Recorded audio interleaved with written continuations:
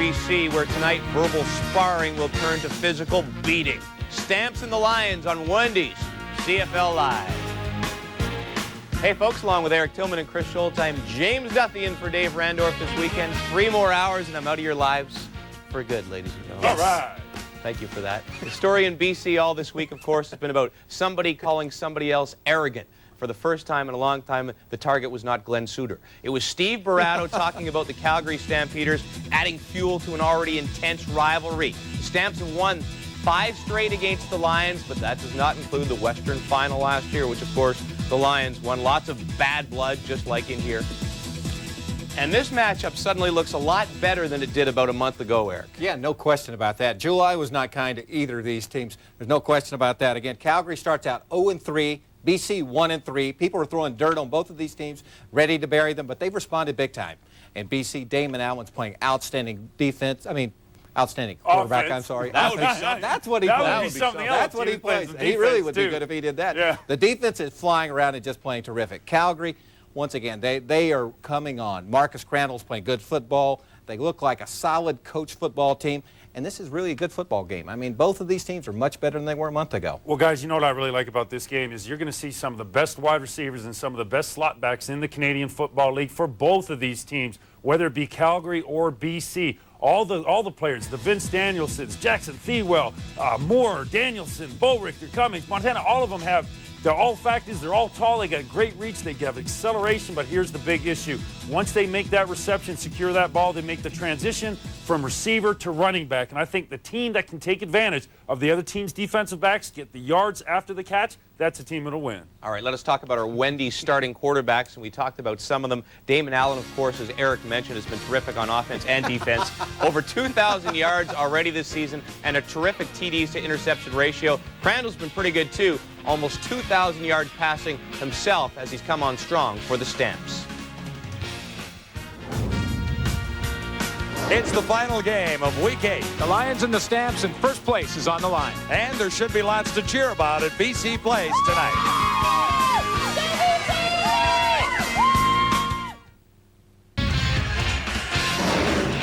Kelly Lockbaum, cut by the Lions in June, back in BC with added incentive to prove his old team wrong.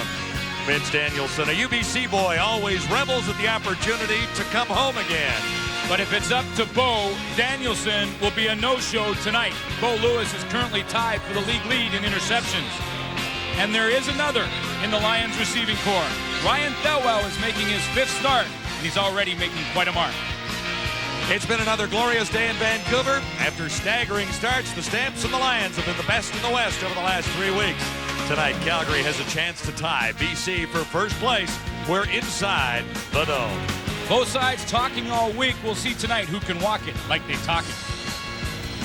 Wally Buono, with 142 regular season coaching victories, is closing in on 2nd place on the all-time list.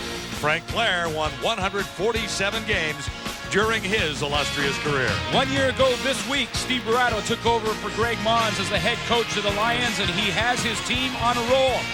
He fueled the fire early this week when he said he thought the Stamps were an arrogant bunch. Let the fireworks begin. And I think some of that will spill over onto the football field. These two teams do not like each other a great deal after meeting for the last couple of seasons in the Western Final. Antonio Warren is deep for the Calgary Stampeders. His mate back there, Kelvin Anderson. And we're ready for Kellett's kickoff.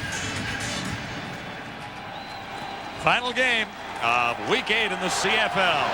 Antonio Warren leads in all-purpose yards. He's out to the 35-yard line and stopped there after a 14-yard return by Tyrone Bell. Marcus Crandall leads the Stampeders and remains the CFL's top percentage passer in his first full season as a #1 quarterback. Efficiency rating tops in the league, completing 68% of his passes. And his go-to target, Travis Moore, who leads the league.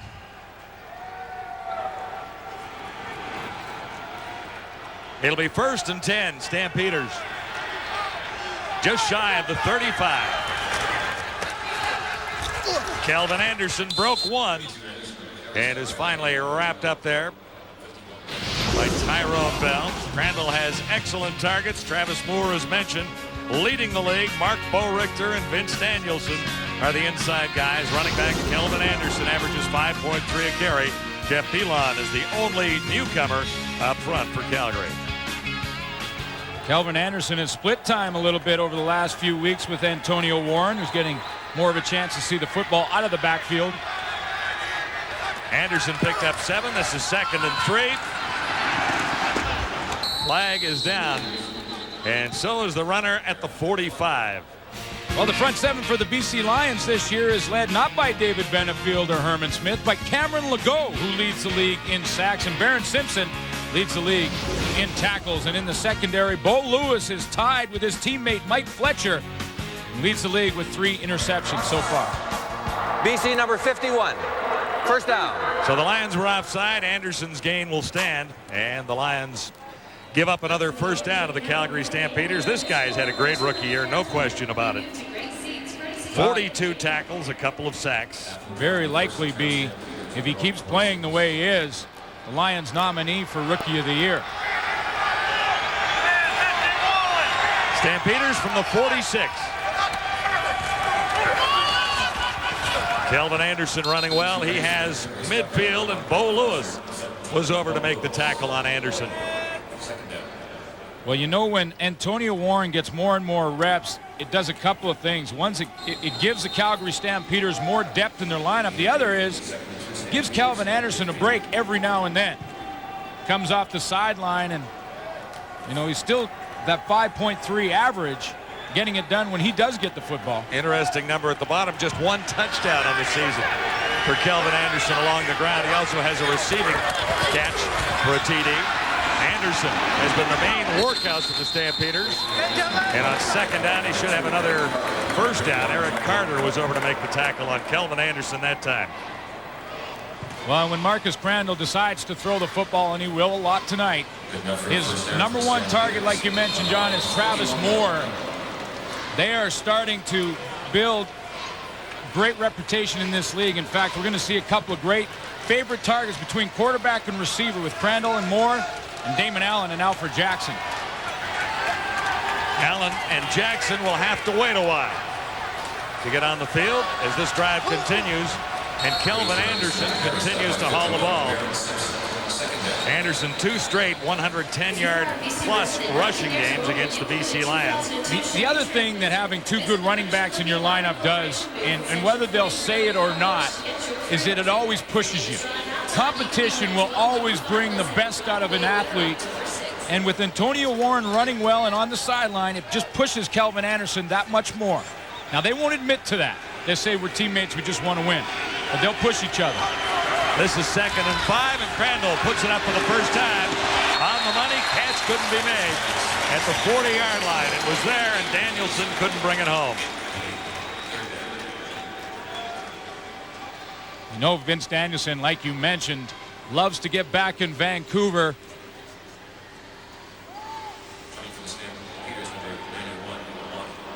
He's just going to run the out right in the short flat, and he's working one-on-one on Mike Fletcher. Duncan O'Mahony averaging 41.8 yards per punt, standing back at the 50. Stampeders get set to kick it back to the Lions. That's Seneca Holmes waiting back at the 3. High snap. O'Mahony brings it down. No problem. Sails this one right to the goal line. Here's Holmes. Nice lane to the near side for Seneca Holmes. O'Mahony comes over, and he fumbled going out of bounds, but Holmes was run out right there after a 32-yard return. So the Lions have a little something to cheer about in the early going in Vancouver. Welcome back to the stadium at BC Place. Damon Allen is on pace for a few new CFL records this season. He has been nothing short of superb over the last 3 weeks. On pace for close to 40 touchdown passes, which would be a personal best for him. Has he been on fire during this 3-game winning streak? Averaging close to 400 yards passing per game during those 3 games that they've won. Making it all the more difficult to explain what happened to the Lions for the first 3 weeks. But they are back, and Allen goes deep. Drummond was the target, and that draws offensive flag. Otis Floyd covering on Robert Drummond, and 2 penalty markers down. Alfred Jackson and rookie Ryan Thelwell are Allen's favorite receivers. Millington and Drummond will run behind an improving offensive line. U.S. member up front and left tackle, Wes White. Dan Payne getting his first start up there, too, since being benched early in the season. So it's a 33-yard gain for the Lions on the penalty charge to Otis Floyd. BC set up at the 41. Allen shotgun. Far side has his man.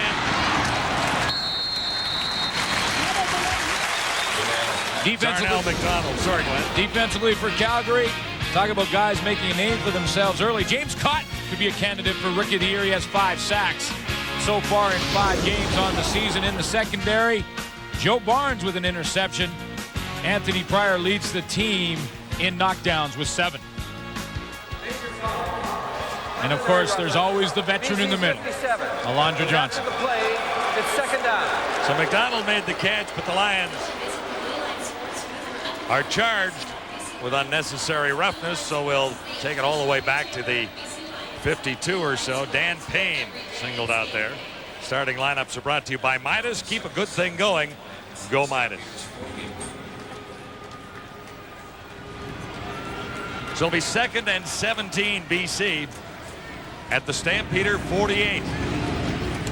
Allen looking deep. Montana was the target. Montana got tied up with William Fields when he tried to make his break and never really had a chance for that football.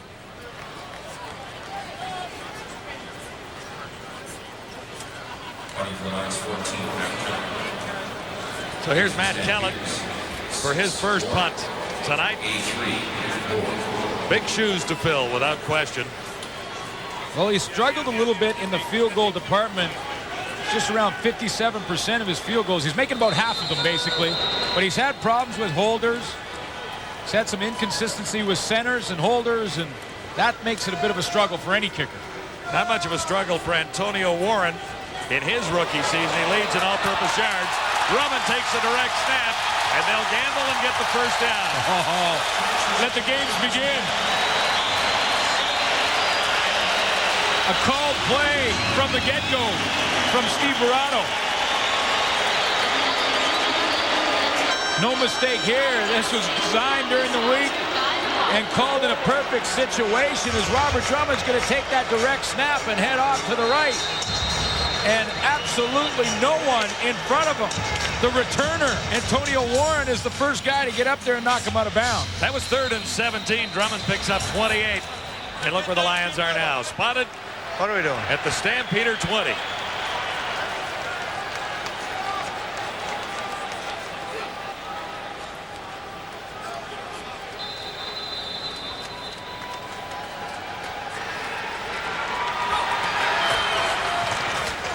Sean Millington, first carry for him, and he's hammered.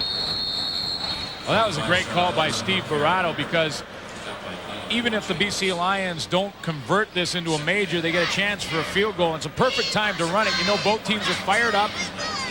Motions are running high. And he catches him off guard. And right here, coming out of the backfield in the middle of your screen, is Robert Drummond. And look at the space that he has.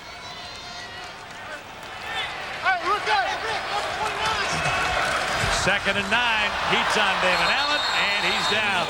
Tossed to the turf for the first time. Cotton was there, and so was Ray Jacobs. Yeah, Ray Jacobs got the speed off the edge. I believe it was Robert Drummond that stepped over to try and block him. And Joe Fleming got the push up the middle. Jacobs came off the corner. And Allen, really, look at Jacobs' speed. He's getting double teamed there by Millington and Drummond, and he runs by both of them. And then it's dogpile time. Remember that when you were a kid? Yeah. Dogpile on Damon.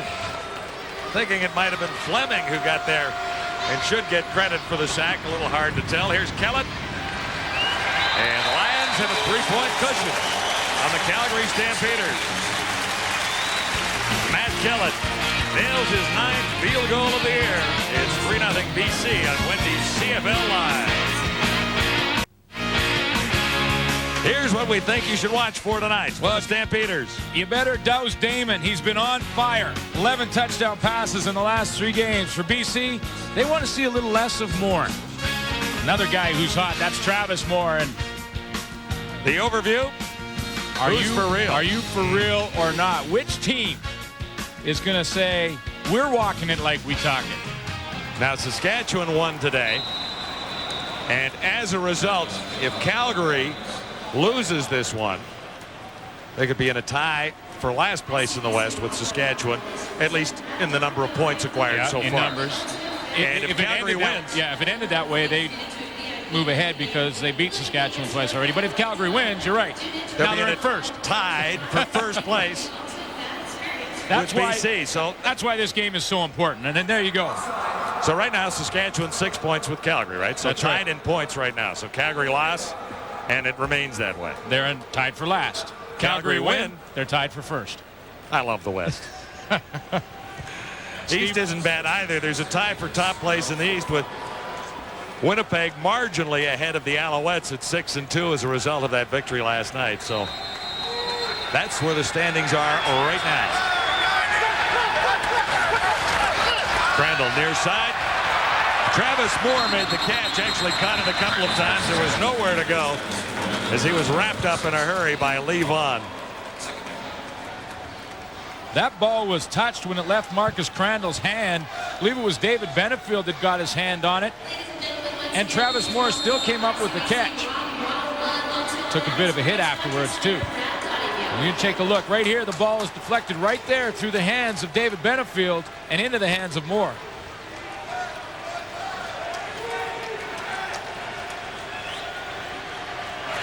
Five-yard gain, Crandall on 2nd and 5. Moore to the other side. And he was wrapped up by Toya Jones, one of the rookie linebackers for the BC Lions. Travis Moore getting a one-on-one on a linebacker is the perfect matchup if you're a Calgary Stampeder. Get the fastest wide receiver you have and put him on a linebacker and Toya Jones, and he's getting the football. Aubrey Cummings, number 87, flanks to the near side of the field. First down, Stampeders. And that play was whistled out.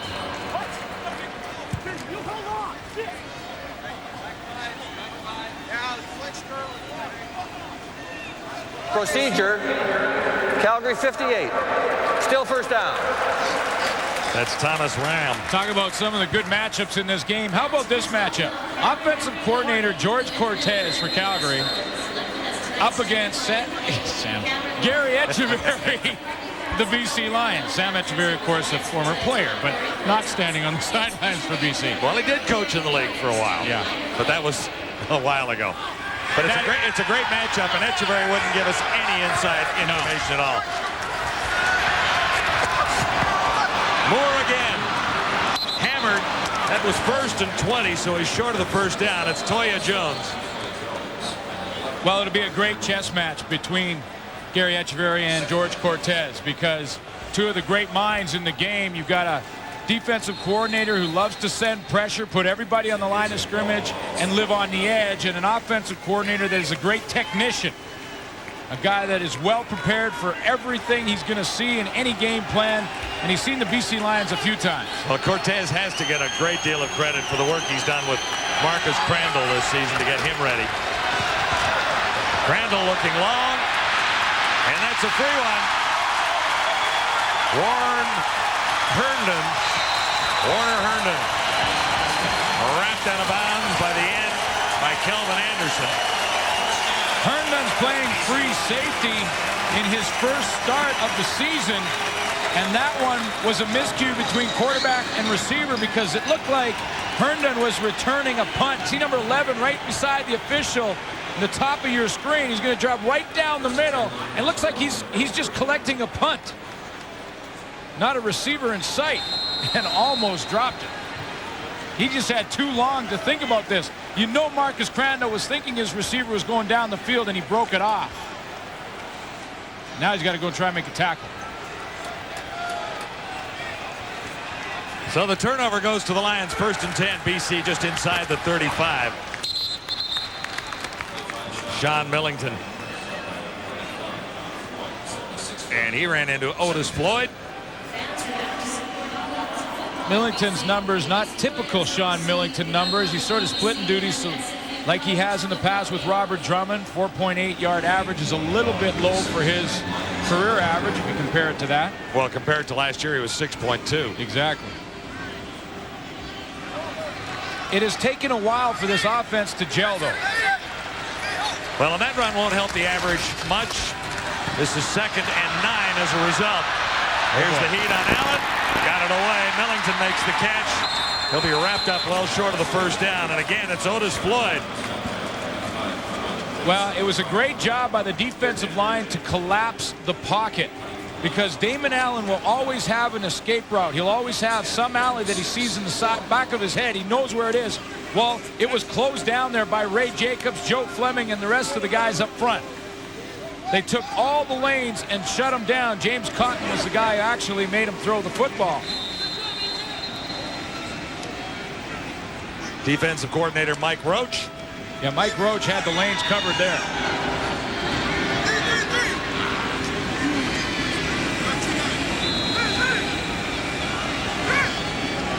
Kellen standing back near his 20.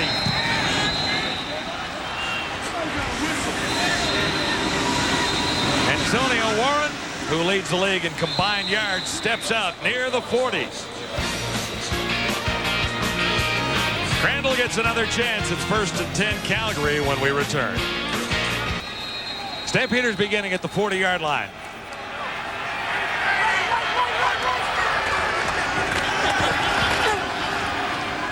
And they keep it on the ground with Kelvin Anderson one more time.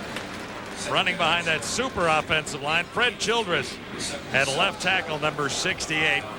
Dan Durazio, the offensive line coach, feels he's the greatest athlete he's ever coached. And in college, Dan Durazio coached a lot of players that have gone on to long NFL careers as well as CFL careers. And he thinks Fred Childress, like you mentioned, is the best athlete he's ever been around at that position. Gain of 3 for Anderson, 2nd and 7. This will be a 1st down. Nice move by Travis Moore as he spun away from Lee Vaughn.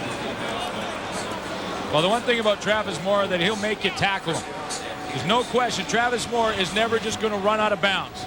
He will always make you tackle him. He's going right to the sideline. Easy for him to keep going out of bounds. Got the 1st down, but not Travis Moore.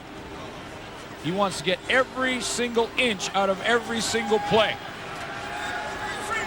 Moore has all 4 receptions for the Stampeders so far tonight. Another 1st down after a 24-yard gain. Kelvin Anderson rips one through the middle. He's down to the 35. You know, just to get back to offensive line coach Dan Durazio, has been with the team for 4 years. Very enthusiastic coach. He's a guy who gets fired up. Half the time during the week, he loses his voice. He's so excited about coaching these guys. He started with the Calgary Stampeders roughly the same time as Calvin Anderson did. Calvin Anderson has done nothing but rush for 1,000 yards every year behind a big offensive line. Little coincidence there? That might be. Nice play action fake by Crandall on 2nd down. There's the touchdown toss, 5 yards too far.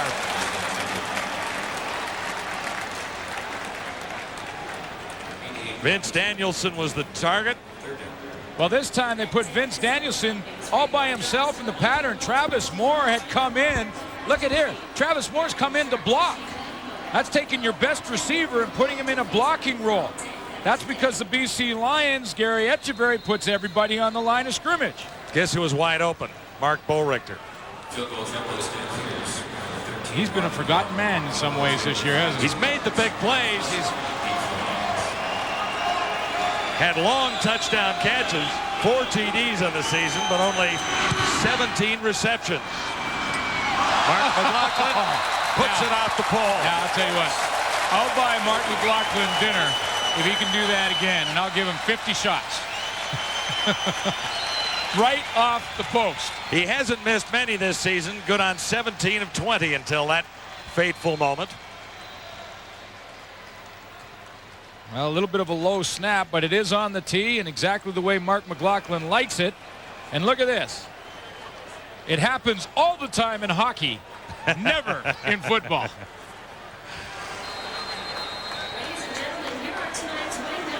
And I understand that doesn't count as a shot on goal. Not in hockey, and it doesn't go for a point in football either, does it? Dead ball. Dead ball.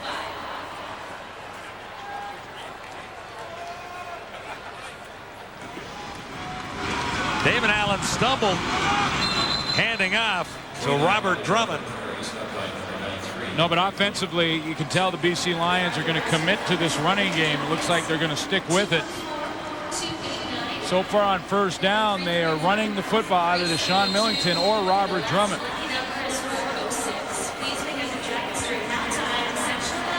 We saw the importance of that last night to the Winnipeg Blue Bombers in the fourth quarter in a tremendous football game. Wasn't that a great game last night? Superb finish. Full house in Winnipeg. 2nd and 9. Allen puts it up. He's on the money, and Jackson can't bring it down. Alfred Jackson was the target.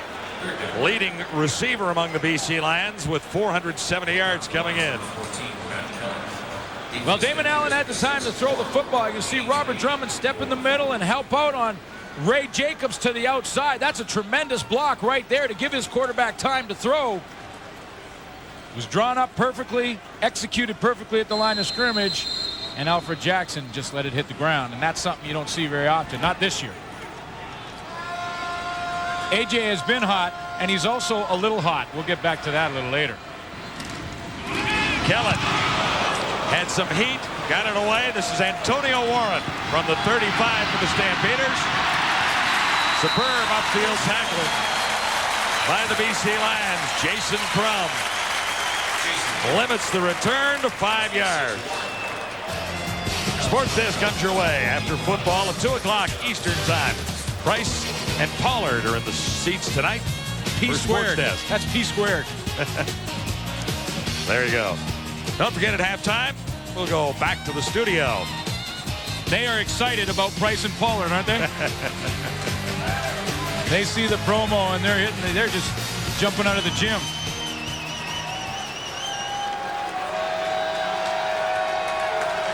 Stampeders begin at the 40-yard line. Actually, just across. Nice play action fake. Crandall has to get away from Benefield, and this one is fired to the Stampeder bench. Well, it was play action, and it was to the wide side of the field. Travis Moore on the backside is wide open, but because the play is designed to go to the field, look at Travis Moore slide right in behind coverage and waving, say, hey, remember, go-to guy. I'm over here. But the play was designed to go to the wide side of the field. And Benefield was breathing down Crandall's neck. 2nd and 10, Calgary. They're all up in the line again. This is Etcheverry's defense, and Crandall doesn't like it. He'll take a time count violation and walk to the sideline for some advice. Actually, yeah, they called it. You know what? Calgary got the timeout in time. They saw it coming right down, so they've used their timeout in the first half now. And here goes that chess match again. Gary Etcheverry puts everybody on the line of scrimmage. Look at that. Everybody for the BC Lions right up on the line.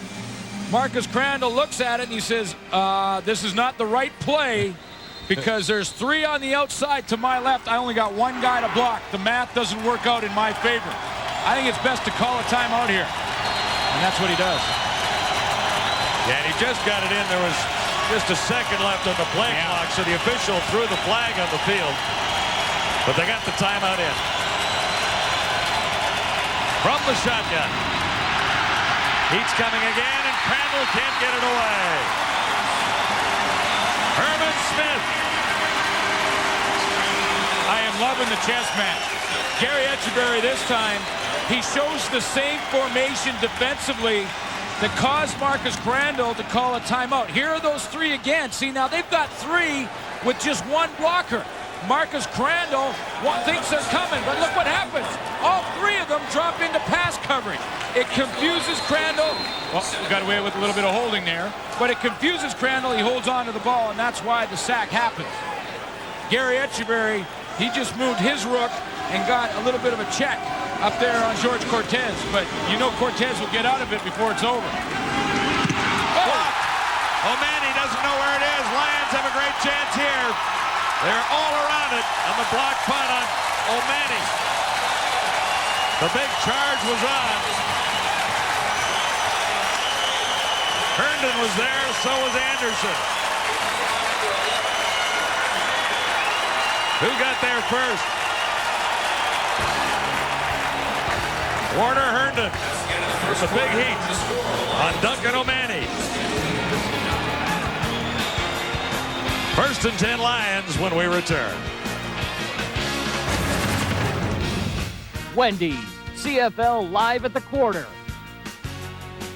Duffy, Tillman, and Schultz back with you. Matt Dunnigan will be joining us as soon as his stretch limo and entourage arrive. He's got assistants and groupies, and it's really quite sick.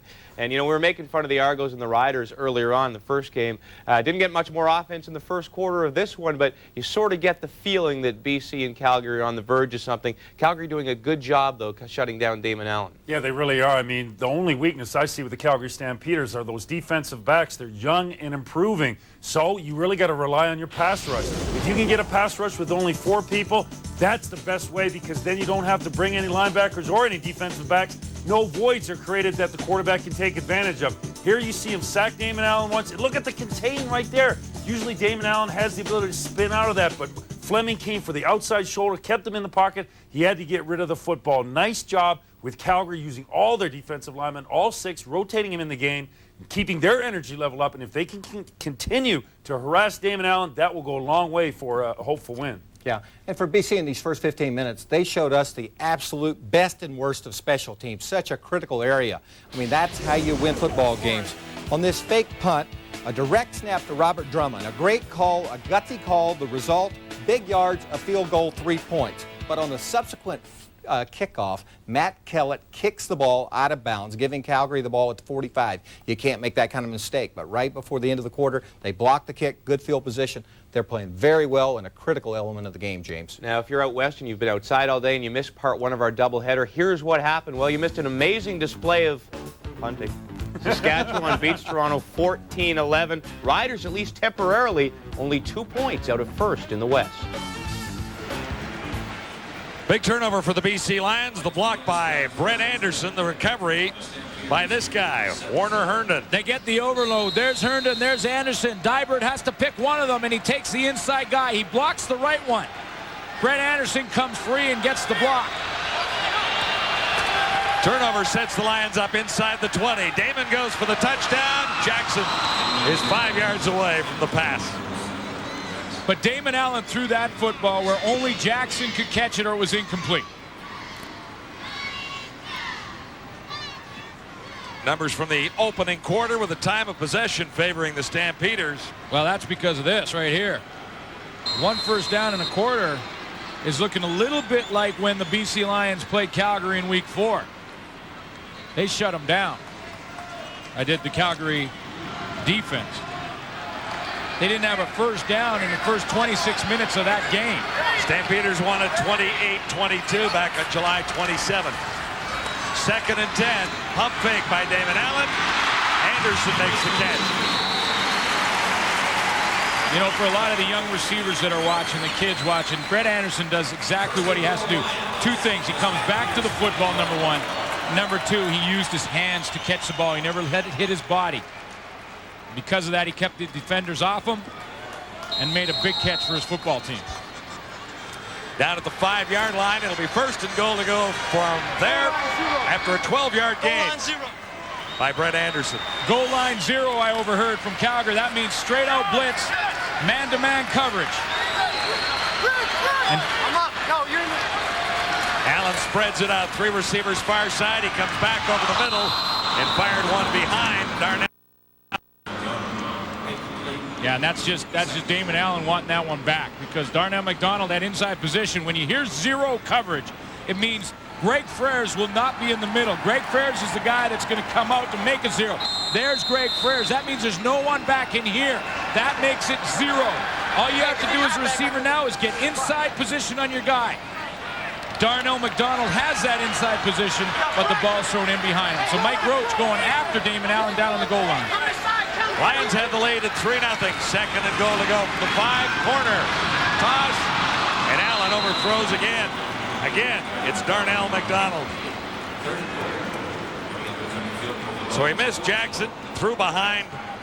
You know, and I think Darnell McDonald will go and talk to Damon Allen and say simply this. Darnell McDonald is 6'3", and when you're down there on the field, he looks taller than that.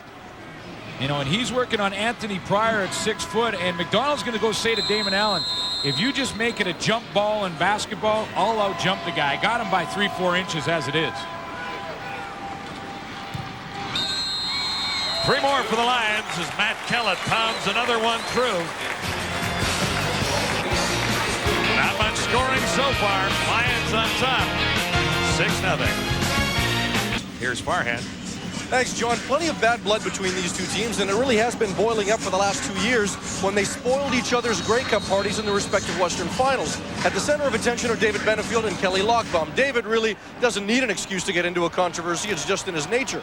As for Kelly, he talked about how his former team really isn't very first class when you compare it to his current team. He said when he came to Calgary, he got a brand new jersey. When he was with the Lions, when he first came into the league 4 years ago, he got a used jersey. I talked to a couple of Lions offensive linemen before the game. They said they promised to put a few new tears in that brand new number 33, guys.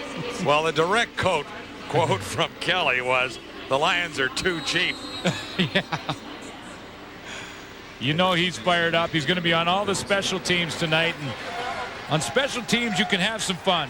Get excited and hustle down the field because it's 99% effort when you're on the teams. 1st and 10 Stampeders. Kelvin Anderson running well tonight. That's his biggest gain. He's out near midfield. Lee Vaughn finally caught up to him and brought him down. Now Anderson comes into this game with a hyperextended knee. He doesn't look like he's suffering too much out there. Well, no, and they have Antonio Warren if he does have problems, but good points at the blocks at the point of attack. You get a lead block up in there by Jeff Pilon in his first game. First start, I should say. Anderson picks up 21 from the 53. First down, Calgary. Flags go down. Travis Moore got tangled up with Lee Vaughn, and Moore ended up down on the turf. Well, Travis Moore tried to do like a double move, an out and up, curl and go, however you want to call it, but basically you run one pattern and you turn it into a second pattern. And Lee Vaughn basically tackled him on the first one.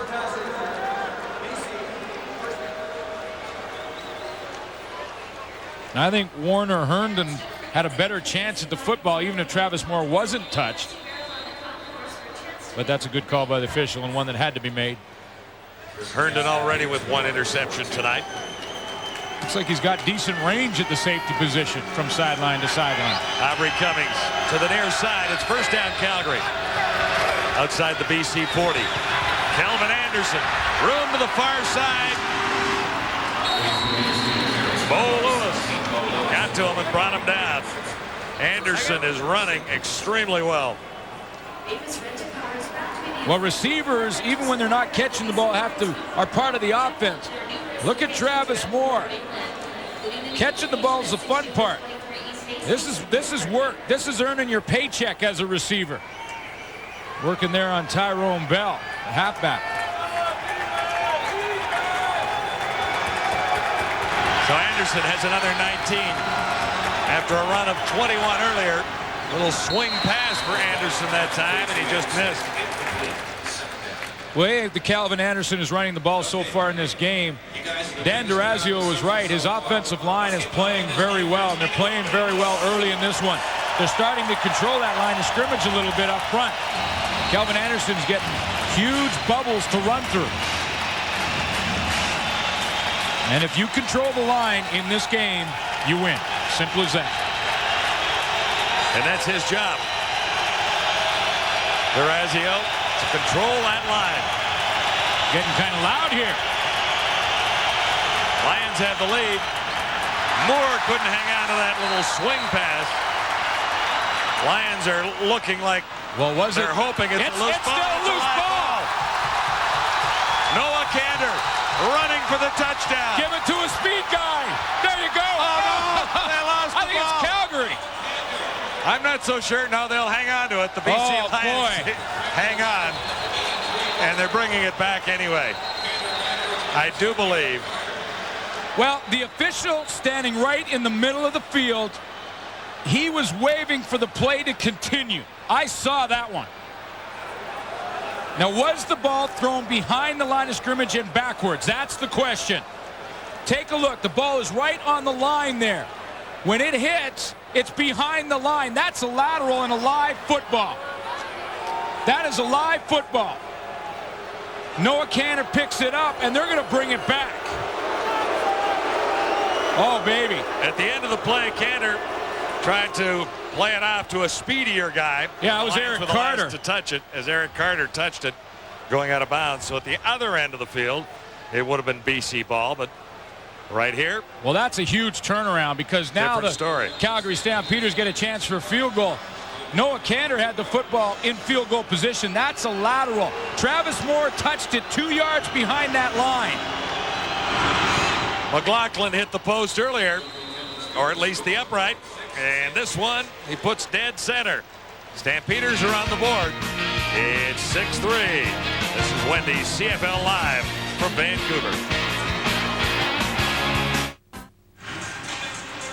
Stampeders are dodging bullets here tonight. The ball is lined up on the 23-yard line right there. This ball is thrown 4 yards behind that line of scrimmage when Travis Moore touches it. The 23-yard line is 4 yards ahead of that. That makes that a lateral. Marcus Crandall turned around and threw it behind him. That's a huge missed call. Stampeders end up getting 3 points instead of it being a BC Lion possession. Another marker goes down at the 30-yard line on the return. The line of scrimmage is the 23, John. Marcus Crandall, okay, you got to give him, he's a yard behind that. He's on the center. He's basically standing on the 25-yard line. And even saying that, when he throws the football, that ball goes backwards to Travis Moore.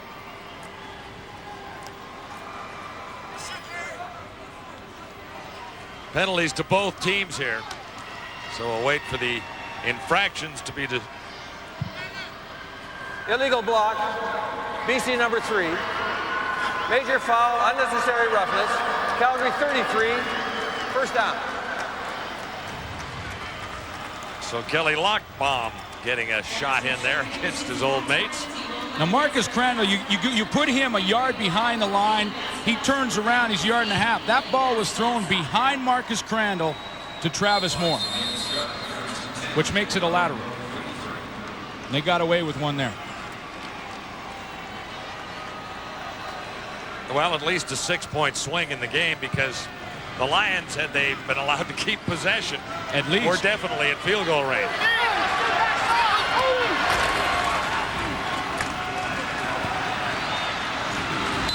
Sean Millington and helmets roll down there. Stampeder lost a lid. Kelly Malvo. Well, now, if you're on the field as a player in this part, if you're Calgary Stampede, you're kind of like, whew, we got away with one there. And the BC Lions now have to find a way to get that energy level back up. Because this is a huge letdown when you have an opportunity like that slip away because of a bad call. Don't forget the block punt only cost Calgary 3. That could have been worse, too. Damon Allen looks one way, takes off for the first time tonight. He's still got it, hasn't he? It'll be a first down for the BC Lions. Alondra Johnson, who's still got it, over to make the tackle. Well, they've seen each other so much throughout their careers. Alondra Johnson up at the top there. When Damon Allen takes off, Alondra Johnson, well, he can't run any faster to get over and make a tackle or get involved. That's veteran wanting to hit veteran right there. Here he comes. First and 10. Lions now at the 48. Allen has Drummond wide open. It's a foot race. Little dipsy-doodle from Robert Drummond to get inside the 10. Damon Allen's down after the play and has not got up yet. Allen got hammered. He's still on the turf. 59 yards.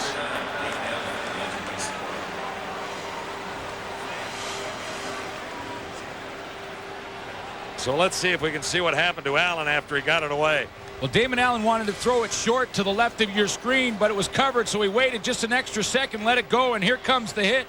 I believe it was Ricky Bell coming from the halfback position that puts a hit on him just as he throws the football. Now, it wasn't a late hit. You could tell that the ball was just leaving Allen's hands. Right there's the throw, and there's the hit. But it was a hard one. It was right with helmet in the middle of the back.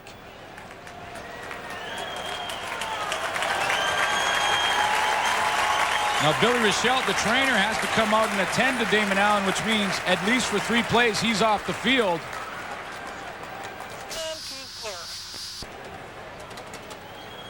Looking at his left wrist. And now his fingers. That's the non-throwing hand, so that's the good news.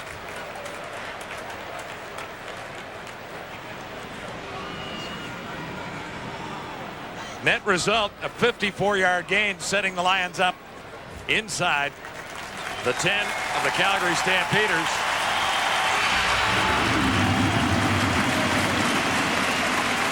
Well, Allen went down. He must have, when he hit the ground, had his hand buckle underneath him because the hit didn't come from Ricky Bell right onto the hand. So that was when he hit the turf.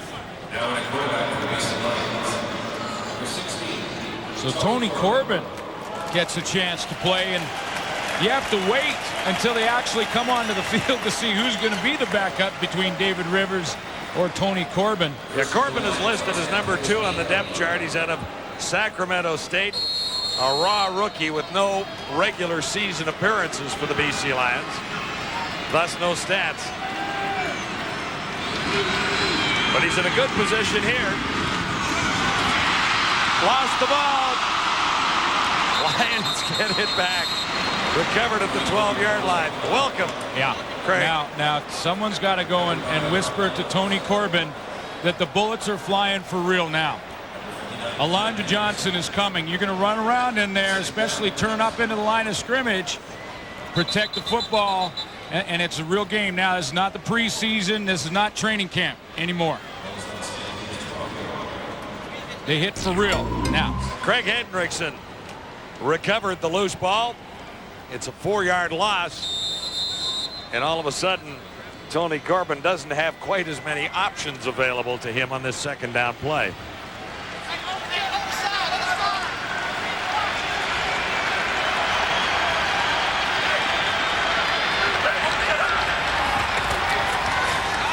Corbin puts it up. Touchdown toss. Darnell McDonald. It wasn't all that pretty. No. But McDonald made the catch. But you know what? When you go back to the Damon Allen throw to Darnell McDonald when they were down here the last time,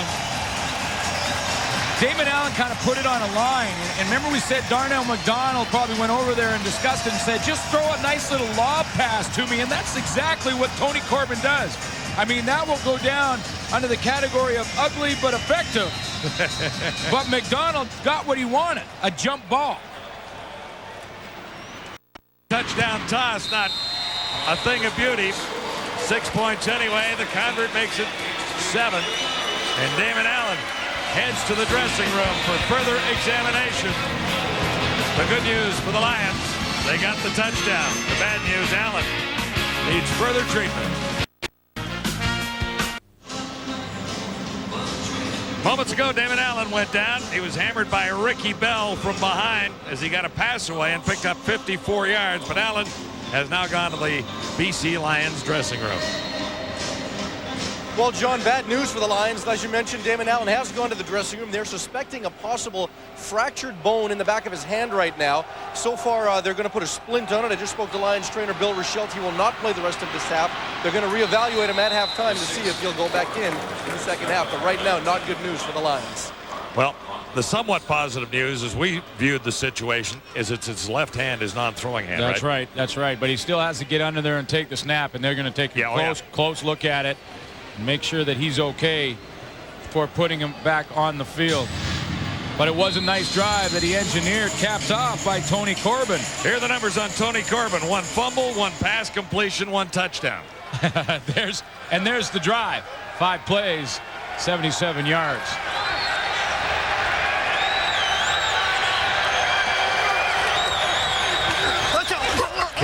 Anderson. Grabbed from behind by Mike Fletcher. Well, with Damon Allen in the locker room, it puts that much more pressure on the Lion defense. You know they may have now a couple of 2-and-outs offensively, so Calgary is an opportunity now. The football a few more times than they would have with Damon Allen controlling things for the BC Lions.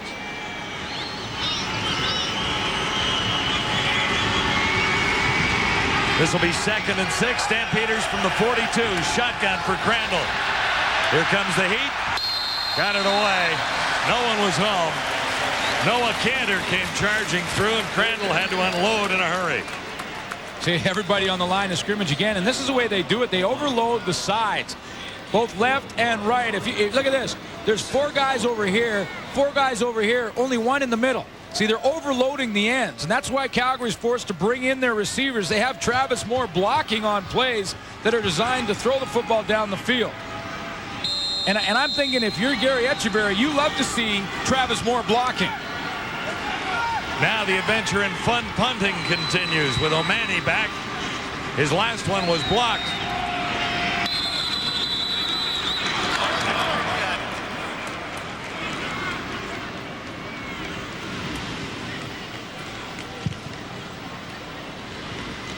I don't know what the discussion is down there. The Lions were moving around up front to try and draw Calgary offside. Calgary 39. And that's what they did do, but they have to be careful because that was 3rd and 5. And if they're offside, cost them a first down.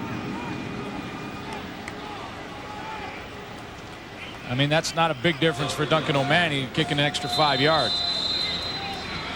Lions lead the Stampeders by 10 at 13-3. Seneca Holmes deep for BC near his 30. Coming again was Brett Anderson. He blocked the first punt. Holmes, nice little seam out to the 50. Joe Barnes made the tackle. Lions continue this season with a trip to Montreal, and we'll be happily there for Wendy's Friday Night Football. BC and the Montreal Alouettes next Friday night, 7 Eastern from Molson Stadium. Well, Montreal was in a dogfight last night, weren't they? It was a good ball game. Oh, boy. Congratulations, Winnipeg Blue Bombers. They move into first place in the East. Both the Alouettes and the Bombers are at 6 and 2. But Winnipeg has that point advantage so far. Just the point advantage. That's Things right. are a little confusing as we talked about that. But you're right. They're tied. They're actually tied in the standings. Now in Winnipeg, place. the Bombers are in first place. Absolutely. In Montreal, it's the Owls. Alouettes are in first place. But what makes it interesting is down the stretch for those two solid football teams meeting once more September 23rd in Montreal to decide the season series.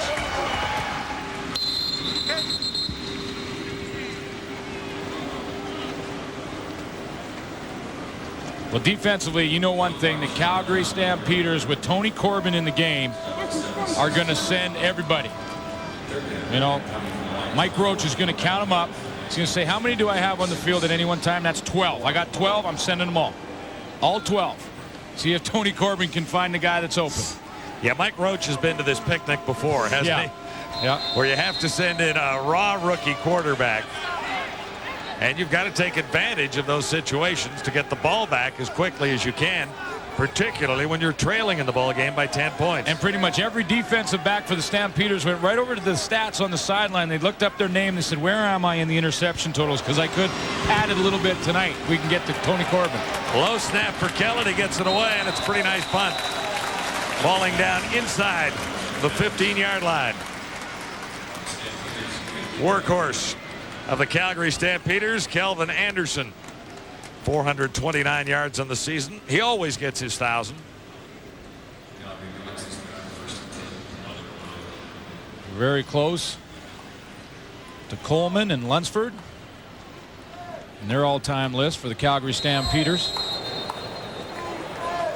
And he runs well against the Lions, over 100 yards. in his last 2 games against BC. He's run well tonight. 4 minutes till halftime. Crandall at the controls for the Stampeders, and that one was at least touched at the line. Batted down might be a more apt description. Herman Smith was there. Yeah, Herman Smith was celebrating after the fact. He was inside. David Benefield kind of layered over. See David Benefield to the outside. Herman Smith, 91. That's a nice little vertical jump. Talk about throwing jump balls going the other way. How about a little rejection in your face action? This BC defense is doing a great job against Calgary right now. Crandall has missed his last 6. And now he looks at 2nd and 10. See how they bring everybody in? And everybody getting through. Crandall forced to throw on the run. Got it away, and it's complete. Should be a first down. Peterson made the catch. Camu Peterson, number 86. Well, you see how the BC Lions brought everybody in again. There they all are, ready to line up and come after Marcus Crandall. But Crandall breaks contain. One mistake to the outside by Toya Jones, and that forced Mike Fletcher to come out of coverage, chase after Crandall. Etcheverry sending everybody. He was lucky to complete that one. There were a lot of Lions in the territory. First down, Calvin Anderson spins for 3, maybe 4.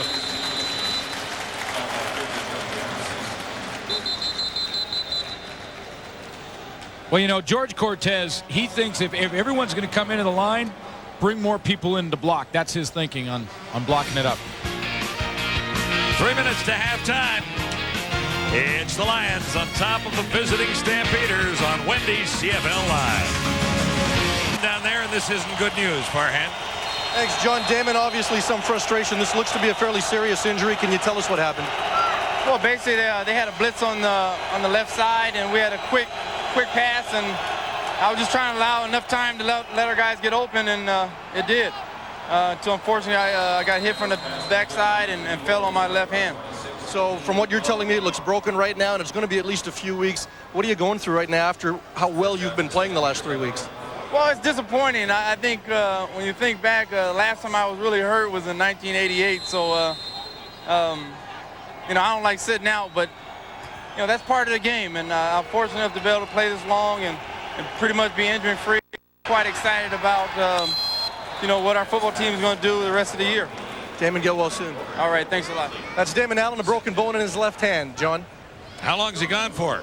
Well, he's talking to Damon. He says 4 to 6 weeks. So obviously, they're going to have to take some x-rays after this game and get more of a conclusive diagnosis. But fortunately for him, it is his non-throwing hand. So as long as he stays in the shotgun, it shouldn't hurt too much. Well, that's obviously disappointing news, not only for the ball club, but for Damon Allen, who many were saying, including yours truly, that he's the most valuable player in the league so far this year. Stampeders looking at 2nd and 10. Crandall finds the escape man, the escape valve, I should say, and that's Kelvin Anderson. He'll be short of the first down. You know, now Steve Verrato has to prepare a couple of young quarterbacks in Tony Corbin and David Rivers to get ready to play 3 or 4 weeks. And remember, we just showed you next week BC Lions head to Montreal, so it doesn't get any easier for this ball club. Yeah, one other injury update. Herman Smith is gone for the half anyway. He's headed to the dressing room, so the Lions are making adjustments on the defensive side of the ball as well. 3rd and 1. Calgary goes for it, and the Stampeders will continue this drive with 1:58 to go. Well, now this is a golden opportunity for the Calgary Stampeders offensively to go after this BC defense. They know they're going to have more opportunities throughout the game. You got to think that Tony Corbin will be 2 and out a couple of times before he gets relaxed and settled in. He hasn't taken many snaps, so George Cortez has a golden opportunity sitting right in front of him. From the shotgun, here's Crandall. On first down, it's Anderson again. Got one block, and Anderson has substantial yardage. He's out to the 45. So Kelvin Anderson has been the story of the BC offense so far.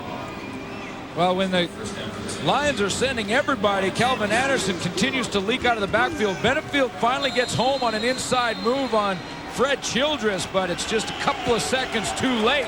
Crandall a few times now has dumped it off to Calvin. After a 13-yard gain, a connection with Travis Moore down to the 30. Mike Fletcher almost had that interception. Travis Moore, I don't know how he caught it.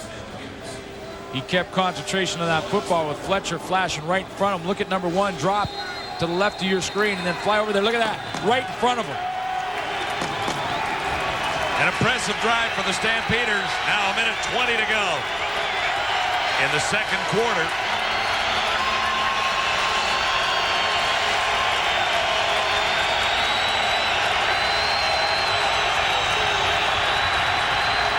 Flags are down. Crandall has Peterson. Camu Peterson's second catch will check the infraction.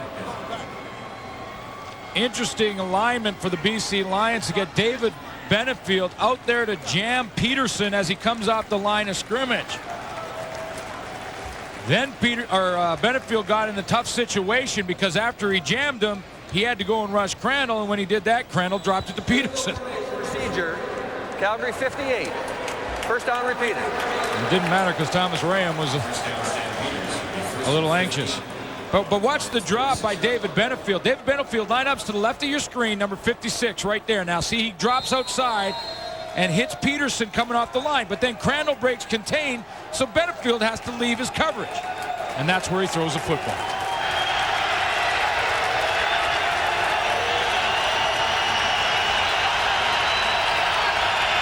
So the Stampeders are looking at 1st and 15. Crandall looking deep. There's no one home. It's right to Herndon again. Second interception. Looked almost the same. Warner Herndon has 2 interceptions. They were gifts. Or 2 punt returns. I don't know. Now you're playing safety, right? Well, hey, you're back there watching that one come down. What are you thinking? Well, you're thinking just catch it. That's what you're thinking. And you're thinking doesn't matter just how many. And that's 2 so far for Herndon, and they both look the same. It was Vince Danielson that he seems to be breaking off his pattern prematurely. Because you won't get a couple of easier interceptions than those 2. No question, Marcus Crandall thinks Vince Danielson's going deep, and look how shocked he is when Danielson turns his pattern up short. Costly miscue because the Stampeders were definitely in field goal range, if nothing else. So the Lions will pound out the final 47 seconds of this half. That's Robert Drummond carrying there. And remember, Marcus Crandall can't use a timeout. Now, I don't know what Duffy incited the panel to talk about regarding the BC Lions. Yeah. But what is when up we with arrived that? here today, the Lions didn't want to speak to us. Yeah, well, there was one in particular, Alfred Jackson, who was a little fired up over something Eric Tillman said. Oh, was it Eric? Yeah. Now, Oh. I don't know what he said. No, we missed that part. But Alfred Jackson is not real happy with Eric Tillman at this moment. And there's Alfred Jackson right there. Spun around.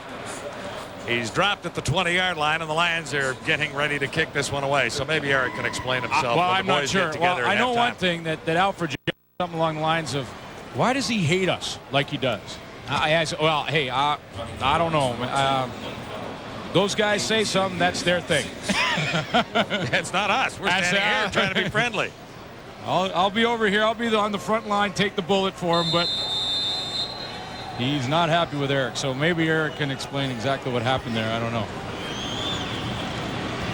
Into the final 12 seconds. I'm sensing if Eric ends up in Ottawa, like some of the rumors, and Alfred Jackson becomes a free agent, that might not be. It would be a tough negotiation, wouldn't it? That would be a tough negotiation right now. Whoa! Snap is high. Kellett just got it down.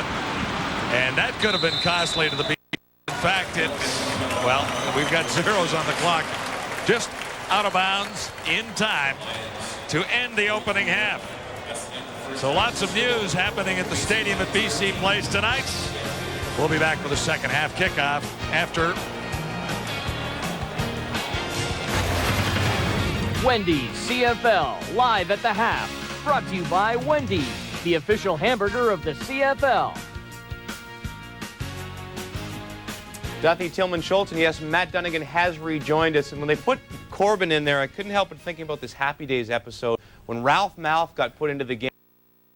Jeans on under his sweatpants because he never played. That's the way it has been for BC backups. They never get to play. Damon Allen has played every single game, 100 games since he joined the BC Lions, so they're not used to this at all. It's a big blow to them. Oh, it really is. It's Steve Barato's worst nightmare, and it's happened right before his eyes here in the second quarter. Damon Allen goes down. Now it's on to Corbin's shoulders. The other teams, members must respond to this. They'll rally around this, and they'll come together. It'd be like Ron Lancaster losing Danny McManus or Rod Russ losing Anthony Calvillo. This is devastating to the BC Lions, but I expect their teammates to pick up the slack and make it happen. Well, you know what? I agree, and part of the team is the defensive team, and I think BC is doing a great job of mixing their defensive fronts and really dropping people sometimes into coverage and using your linebackers because every quarterback, every player has a pre-snap read and a post-snap read. They're doing it much better is the players are accepting their roles. Guys like Herman Smith and David Benefield, they're used to being way out on the edge and being pass rushers. Well, in Echeverry's defense, not necessarily. You could be in a two-point stance, standing right over the guard, and all of a sudden become a linebacker. So that defensive front right now is coming together, Eric, on the pass, not on the run. Well, this is a great chess match between two outstanding coaches, but I think you're right. They can run the football. Calgary can. They showed it early. They did a terrific job. And then for some reason, they got away from the run. Early on, we saw Kelvin Anderson here on the ISO. Big play, attacking that defense. Just positive yards running north and south at a team that's light. Okay, we see him on the toss here. Another big play, getting him outside. The best way to attack a team that runs well is to run right at them. They're light. They ran effective earlier, and for some reason, they got away from it. And we still don't know why Alfred Jackson's mad at you. I think I do. I think it's what I said in the pregame show, or actually on, I think, the sports desk hit. I said they are a quality football team, but they need to just shut up and play. There's no need to trash talk. Your performance speaks for itself. BC's a talented football team, and I have a lot of respect for them, but they talk too much. Well, we decided we're mad at you too, so we're not going to talk either, just to fit in with the BC Lions. All right. We are at the half in this one, and yes, Darnell McDonald, I suppose when you get the TD, you can dance like that. 13-3 Lions lead. Hamilton Tigers. This day in the CFL. August 25th, 1993, Damon Allen had a great night against the Hamilton Tiger Cats. Here he hooks up with Henry Williams for the score. Later in the game, Eddie Brown makes the nice reception, and he heads for the end zone. Nothing stopping Damon Allen on this night as the Eskimos win big, 46-8. This day in the CFL, brought to you by Dodge. For power, payload, and big rig styling, nothing beats a Dodge truck. These highlights not quite as exciting as those. Riders Argos from the Dome, late second quarter, finally some action. That's Jimmy Kemp to Alfonso Browning. Fonzie makes it 10-4 Argos, but this would not last because the Riders did get a drive, and rookie QB Kevin Glenn finds the end zone. Riders up 11-10. Argos go to plan B, as in Bell, but Kerwin cannot get it done. Third down late in the game. They need this to try to get in field goal range. Not going to happen, and Danny Barrett's Riders go to 3-5 with a 14-11 action-packed win. Not exactly. Believe me, we had trouble making those highlights work. 3-5, Saskatchewan improves. They see Davis 118 yards. And Matt, you were down there to call this game. It wasn't pretty, but it's a victory for Saskatchewan. Well, I tell you, maybe sitting at home and sitting here in the studio was a different deal, but being down there, it was a great atmosphere. The dome roof was open, and the Toronto Argonauts just didn't produce for the fourth time in front of a home crowd. Going 0-4. There's going to be a lot said about this football team over the next week and what's going wrong. Well, I'm not going to harp on that. That's going to be redundant over the next week. I'm going to talk about Saskatchewan Roughriders. Danny Barrett did a quality job with the young quarterback, Kevin Glenn, behind the center. They moved him out and around and utilized his legs and ability to make plays, and they simplified the game for the young quarterback. Their defense stepped up and made plays. That's what Richie Hall, the defense coordinator, was looking for. Simple as this. Richie Hall had his defense ready to play. They simplified the game for the young quarterback, and they got the job done on the road. Big win for the Riders. Yeah, Glenn didn't do that much fantastic, but he didn't do very many things wrong either. Didn't make a lot of mistakes, and that's what kept him in the game and gave them the chance to win. You want to go see a CFL game? Jot down one of these numbers and get a ticket, won't you?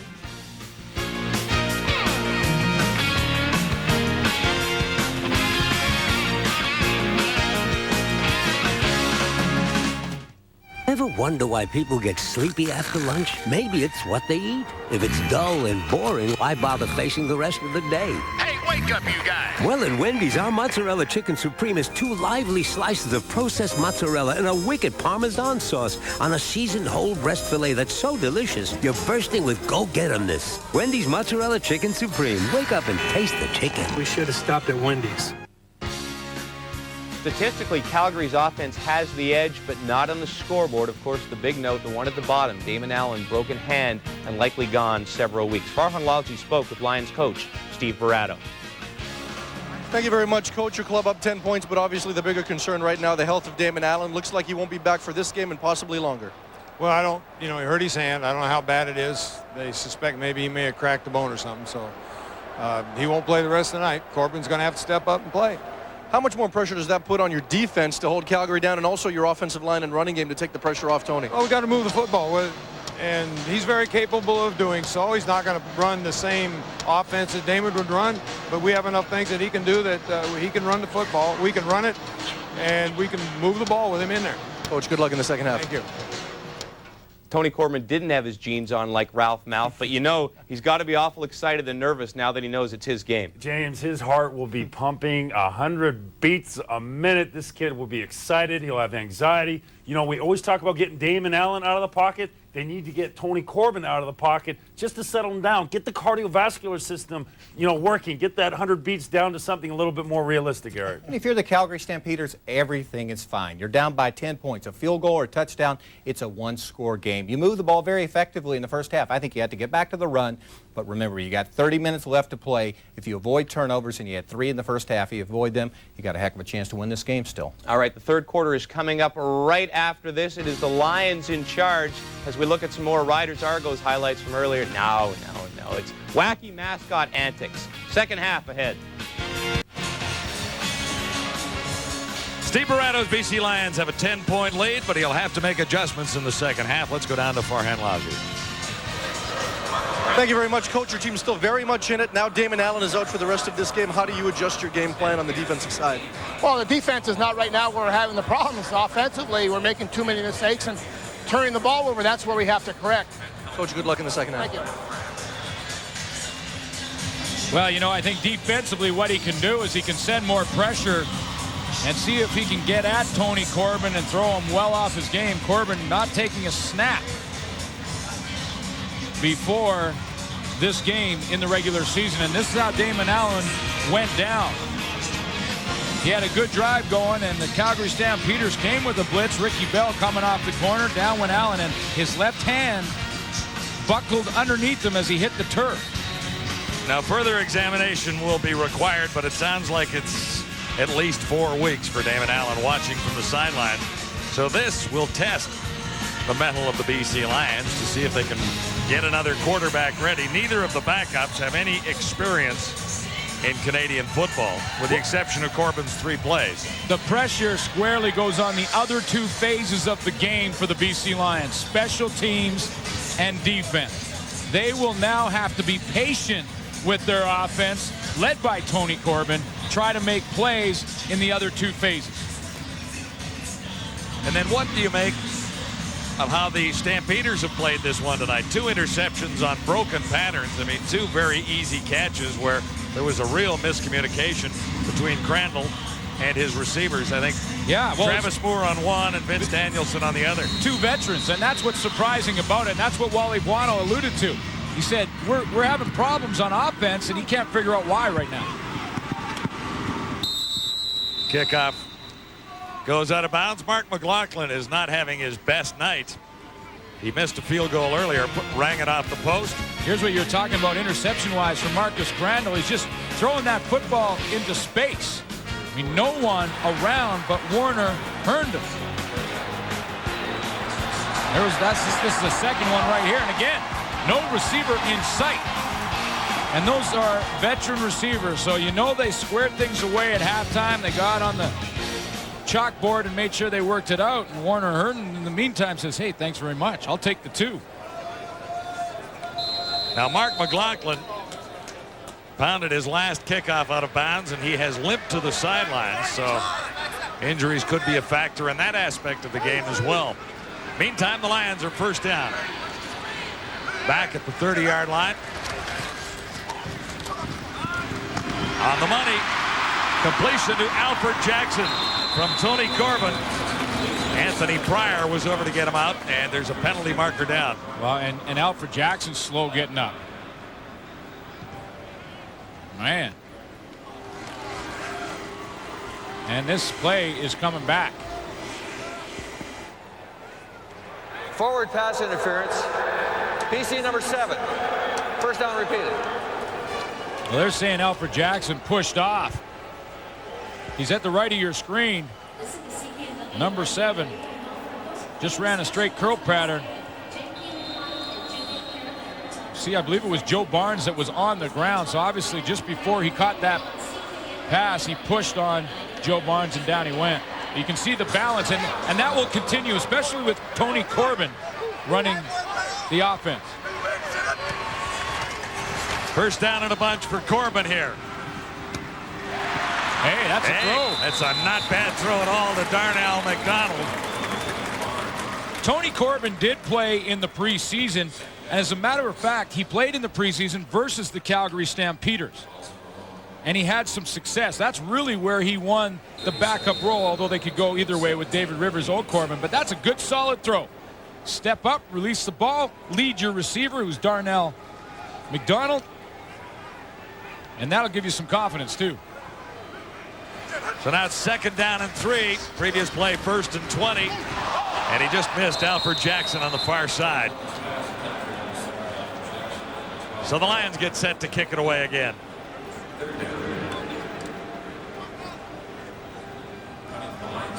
Well, those ones hurt more for Alfred Jackson right now because he knows with a young quarterback, he needs to give him all the confidence he can. And the catch like that for a first down does that. You know, that gives Corbin a first down. That's 2 throws that he put on the money. Very catchable balls. Jackson didn't come up with it.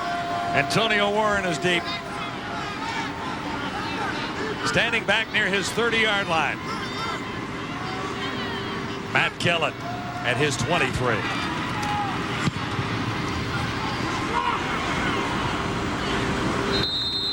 Kellen rolls it out at the 40. It's just a 33-yard punt. So we'll see what the Stampeders offense can do now. Kelvin Anderson has been the workhorse tonight so far. Well, when he goes outside to the left, you can see where he's running the football, primarily inside. 8 carries in there, so he's hitting it right in behind Jamie Crysdale, Jay McNeil. 82 yards in the first half. It's a good night. Anderson loves to run against the BC Lions. He's got 2 straight 100-yard plus games against BC. And he gets it again. Broke 1 tackle, and this will be another Stampeder first down. Tyrone Bell finally putting the stop on Kelvin Anderson. You can see where that tackle that Kelvin Anderson broke was in the linebacking core. In other words, he's already picked up 5 yards. Watch Anderson hit the line. When he hits it, line of scrimmage is about there. No one's touched him. No one touched him. 6 yards down the field is the first contact. Breaks that tackle, picks up the first down on his own. But look at the good push up front by the offensive line. They're playing well.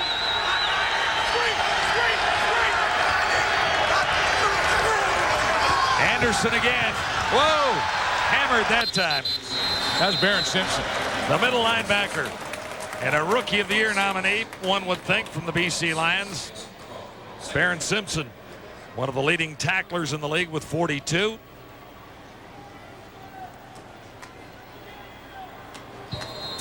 Well, guys, the Stamps would be wise to keep the ball on the ground. The Lions are without one of their top defensive linemen, Herman Smith. He went into the locker room with about 2 minutes to go in the first half.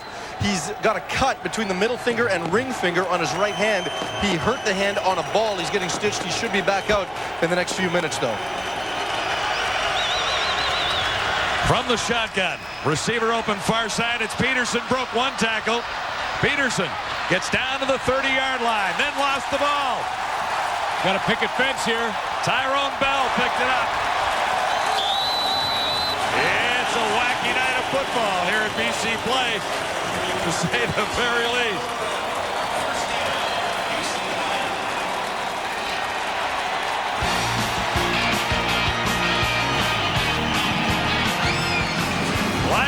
Lions up by 10. It's 13-3. He's the guy who's going to hit Peterson and knock that football out of there. Ball hits the ground off his knee, and it's Tyrone Bell picking up the fumble. He had a bit of a picket fence. Bo Lewis has 3 interceptions coming into this game, and big play right there to knock the ball out of Peterson's hands. 4th turnover by the Stampeders. 2 fumbles, 2 interceptions. First down, BC. Long toss. Jackson waiting for it. He's got it. Alfred Jackson, a race to the end zone. A little pause at the 10. Can't cut it back inside. Greg Freres finally made the stop. And the rookie at quarterback, Tony Corbin, has the Lions moving again. 66 yards on that play. On the last series, Tony Corbin went to Alfred Jackson, and he dropped it. Well, he's showing a little veteran poise here. He comes right back to Alfred Jackson for a big play. Because you know Alfred Jackson's going to catch more than he drops. And again, a nice throw with pressure around him. Rubbing his hands with glee as the Lions are set up just outside the 5-yard line. Corbin, end zone toss. Jackson got one hand on it, that's all. See how Alfred Jackson rushed it. He did rush the throw because Alfred Jackson in the formation had hidden in behind the line of scrimmage, and then he hit the line on the run and was open. Watch how Alfred Jackson's hiding. See, he's right in there behind the line. See number 7, now he's going to sneak out of the backfield to get that one-on-one and get a little angle on him, but that ball was rushed, like you mentioned, and thrown too low. He was open. No question. That's a touchdown. Just got to lay it right in there. 2nd and goal to go. BC Lions at the Stampeders 7.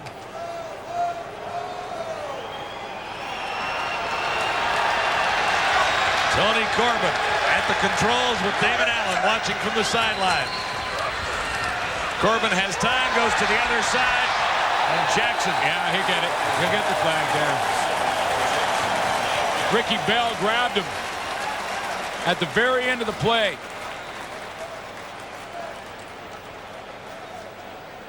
I think it was his right arm. He just put right around the waist. Calgary number 26. See Jackson, again, just an angle to the sideline, and watch the right hand right there just before the ball gets there, turns Jackson around, and that's just bad timing by Ricky Bell. It's a matchup we were watching all game long. Ricky Bell, in his first year as the Stamps halfback against Alfred Jackson, the veteran. So Jackson takes a rest. The big guys are in. 3 cracks at it from there. Oh. And Drummond was hammered on the first drive. Oh. That was Alondra Johnson coming over the top. And Otis Floyd, both showing up there in a bad mood. The key for the linebackers down here is don't hesitate. Take off. If you're wrong, you're wrong. Look at the pile.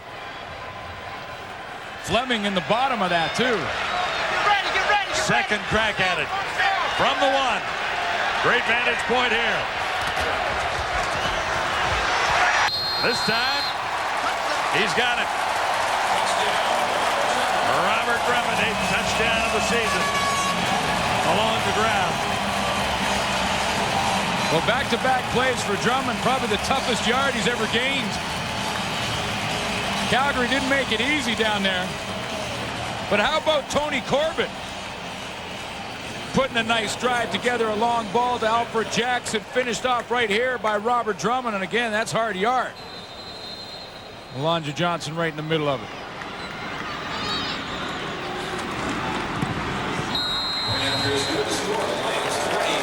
Lions playing without their number 1 guy. Damon Allen had another touchdown and have a rather comfortable lead on the Calgary Stampeders at 20-3. Tony Corbin has come in and done a pretty nice job.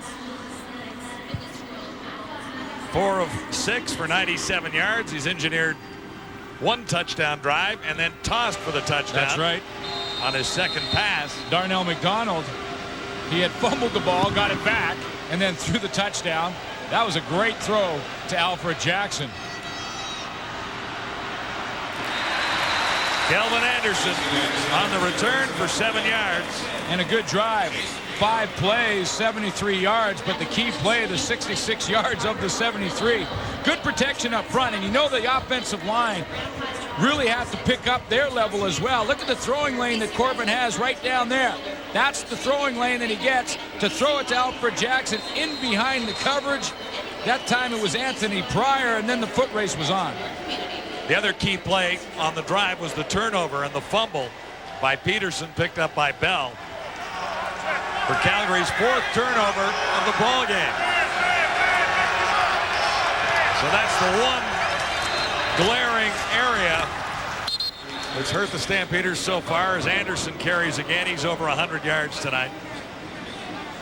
Now the Calgary Stampeders have to keep with their game plan. They can't get frustrated, and you know they have to start to get frustrated when they see the backup quarterback playing for BC. This is a football team right now that's moving the ball effectively, but then they keep putting it on the ground. 2 bad interceptions and that big fumble by Camu Peterson have cost them drives and likely points. There was the blocked punt as well for the final turnover in that count. Kelvin Anderson, 106 yards and a couple more there. So, you know, it's up to George Cortez now offensively to keep the team from becoming too frustrated. You know, and just say, guys, stick with the game plan, because we're running the game plan effectively. Now just finish the play. In other words, finish the drive. When you're in the open field running with the football, protect it. And that's really been the difference for Calgary, because, you know, when Calvin Anderson is over 100 yards, they generally win the game. And he's already over 100 yards. At 110. First down there.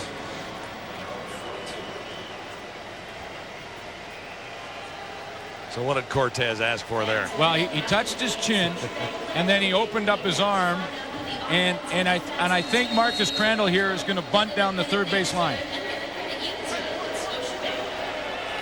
One. 110 already for Calvin Anderson. From the shotgun, Crandall with time. Danielson. First catch for him. Barron Simpson over to make the tackle, and good news for the Lions, Herman Smith is back defensively after being stitched up. Well, you see number 91 right in there. He's back in there. You know, a couple of stitches in the finger, that's nothing. I mean, that's he did the stitches without an anesthetic, I can guarantee you. He just went in, look, cut me, Mick. Kelvin Anderson from Marcus Crandall.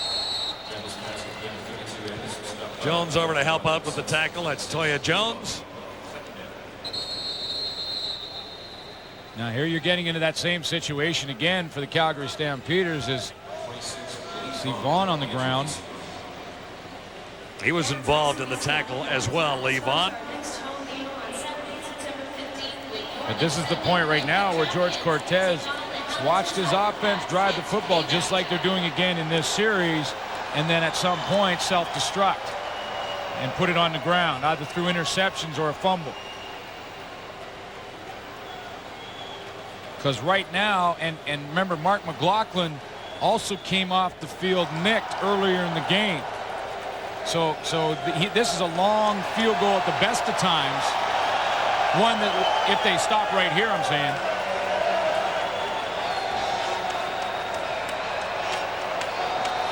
Lions head to Montreal next week is week 9. And the CFL continues with Wendy's Friday Night Football. Be a jam-packed house as we start Labor Day weekend. Well, I mean, last night in Winnipeg, sellout. Good crowd here tonight. They're expecting close to 24. I think they probably have that, 24-25 in here. That will be their best crowd of the year. And, of course, it'll be sold out in Montreal, I can guarantee you that. Probably already is. I think it's already sold out. Yeah. 2nd and 5, Stampeders. Crandall has Travis Moore, and he's got the first down. Run out inside the 30 by Toya Jones. Thanks, guys. Travis Moore is playing with a bruised right quadricep. He suffered the injury in the second quarter. You notice that he is limping around a little bit throughout the game and that his production has gone down a little bit. I spoke to the Stamps trainer, though, and he says that he should be fine for the rest of the game. Travis Moore, 168 yards against the Lions on July 27th. He has 54 tonight. And Kelvin Anderson simply won't get tired.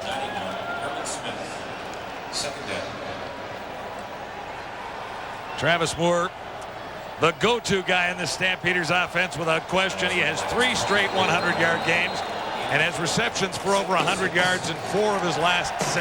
Yeah, and then if you add up his numbers and add up Kelvin Anderson's numbers, you get the 1-2 combination for Calgary, which is why they're driving the football. But now, can they finish the drive?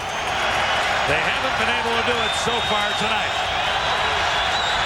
Crandall is over the middle for Travis Moore. Wrapped up short of the first down, rather for Aubrey Cummings. Aubrey Cummings getting involved in the offense, come across underneath. Baron Simpson held them very close.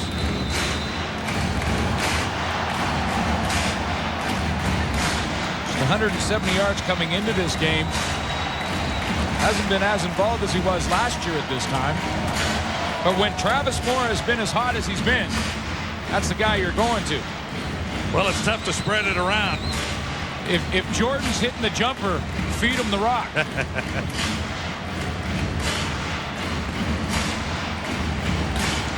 And you know, this is about as loud as I've heard this crowd in a long time, BC Place, and that's how short they are.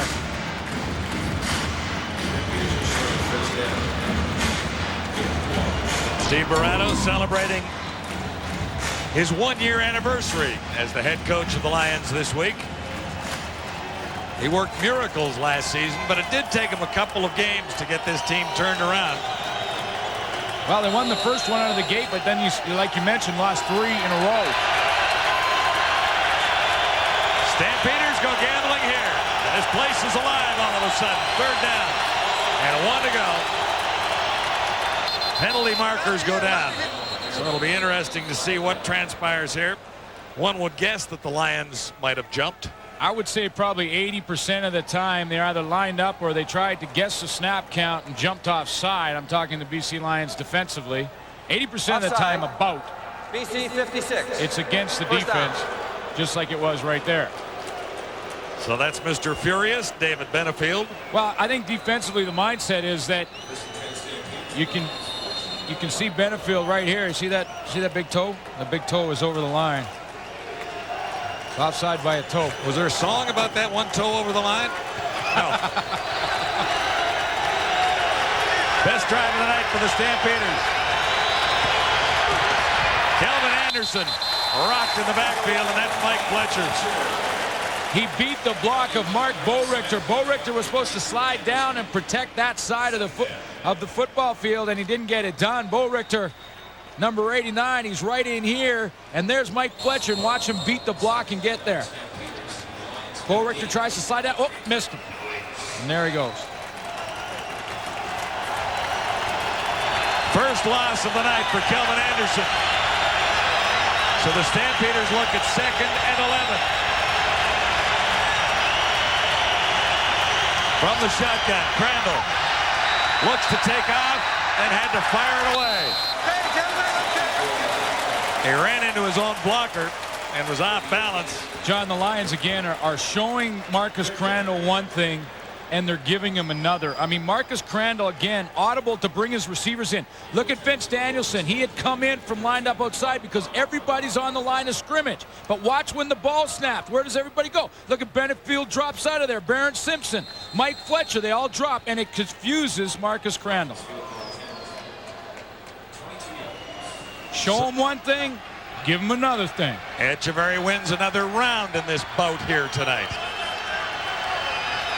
McLaughlin limped off the field the last time we saw him, but he's got that one. Oh, yeah. And he's got it by a bunch. Stampeders get a little bit closer, but there's still a long way to go to catch up to the BC Lions on Wendy's CFL Live. Tony Corbin will get another chance. Last drive, 5 plays, 73 yards, netted the touchdown. I had a chance to talk to Tony Corbin when he came out for the second half, and I asked him if he was nervous when he first went into the game, and he said, hey, it's been a while, almost 2 months since I've taken a meaningful snap. He did admit that his heart was beating a little fast when he went in for that first play. Obviously, that showed when he fumbled the ball. He laughed that play off, and he said to me that at halftime, Damon Allen said, hey, stay within the game plan, stay confident, and keep doing what you've been doing in practice. Obviously, that last touchdown drive added to his confidence, guys. Seneca Holmes on the return for the Lions. He's out near the 40 after picking up 21. So Corbin heads out there again. And so far, for Tony Corbin, not bad. Well, not bad at all. I mean, he's got good size. He's 6'4", about 220 pounds. He's got good size, a good strong arm. Went to Sacramento State. He's actually a 7th-round draft pick of the San Diego Chargers, and he played a little arena football as well. He's got a little experience under his belt. Damon Allen on the sidelines. His left arm taped up. Actually, it's a hand injury that he has. And best case scenario back in 4 weeks. But they'll obviously take a closer look at it sometime tomorrow. 4 of 9 for 74 yards for Allen. And he was just sailing along on a wonderful pace until this happened. The media here jinxed him because all week long in the newspapers and the radio stations, media was talking about Damon Allen as the front runner for the most valuable player. And yes, it's early in the season still, just coming up on midway, but he was showing that he was. And this is disappointing, obviously, for him. Corbin on 2nd and 7. Connects with McDonald. And McDonald turns it into a first down, eluding one tackler. And then another. Ricky Bell finally made the tackle. So Corbin to McDonald. I mean, in the last couple of weeks, look what Damon Allen has done. 38 for 64. 723 yards and 7 touchdowns. That's taking your lunch pail to the office and getting it done. And 11 touchdowns and just 2 interceptions in his last 3 games. So he was hot. He was the outstanding offensive player for the last 2 weeks, without question. Now he becomes Coach Allen for the next couple. Corbin near side. Not a bad pass. Bellwell's first catch of the night. There's a guy who's really emerging as the other receiver for the BC Lions. They have Alfred Jackson. Everyone knows about him. They were looking for someone to complement him. Bellwell, 14 catches, 273 in yardage, and a couple of touchdowns. There's his last 3 weeks, averaging close to 20 yards a catch. He's making some big plays for the football team. His longest 51-yarder. 2:06 to go in the 3rd quarter. Ryan Thelwell has his first catch, and they'll measure to see how close he got to a first down. So they needed to move that Wilson about 6 more inches. You know, but time of possession with a rookie quarterback in there for the BC Lions, if you can keep drives going with your starting quarterback on the sideline, that's a huge victory, whether you get points or not. Lions lead it by 2 touchdowns. Sean Millington straight ahead, and he'll have the first down easily. He needed inches only. You know, as far as reps for Tony Corbin in a pro situation, if you don't count arena, and you really can't count the reps in the gym, then it was NFL Europe, because he did have a couple of years there where he played. So he's got some experience when it's live. But the preseason has been his only CFL experience, and he played well against Calgary. For Drummond, and I say no catch. Oh, he rushed that one. He saw Drummond breaking, and he fired it a little quickly. And he fired one a little too quickly down here in the corner. Look for Jackson earlier. He rushed it because he saw Robert Drummond uncovered. Kelly Malvo was supposed to slide out there, number 3, and he wasn't covering him. See, he tried to recover late. Tony Corbin got all excited about seeing him so wide open and then let it go. Just to the left of your screen, and he threw it right in the dirt.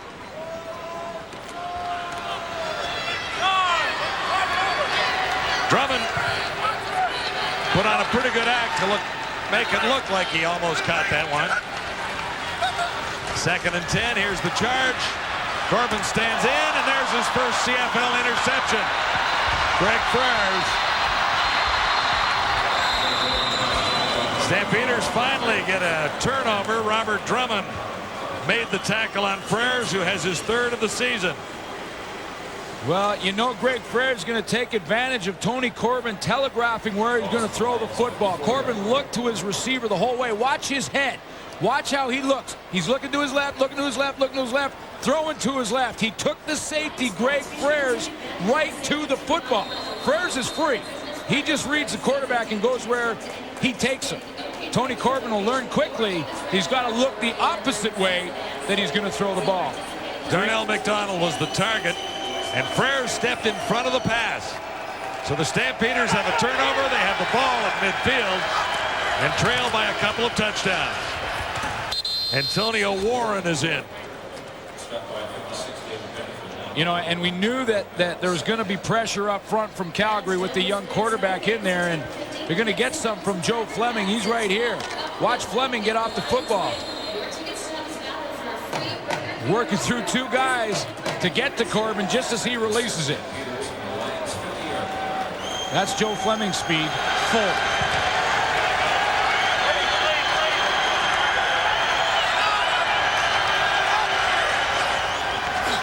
Crandall on second down.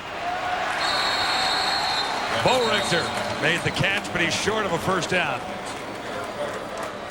On the final play of the third quarter. So Crandall has struggled a little bit, and the Lions are down by a couple of touchdowns.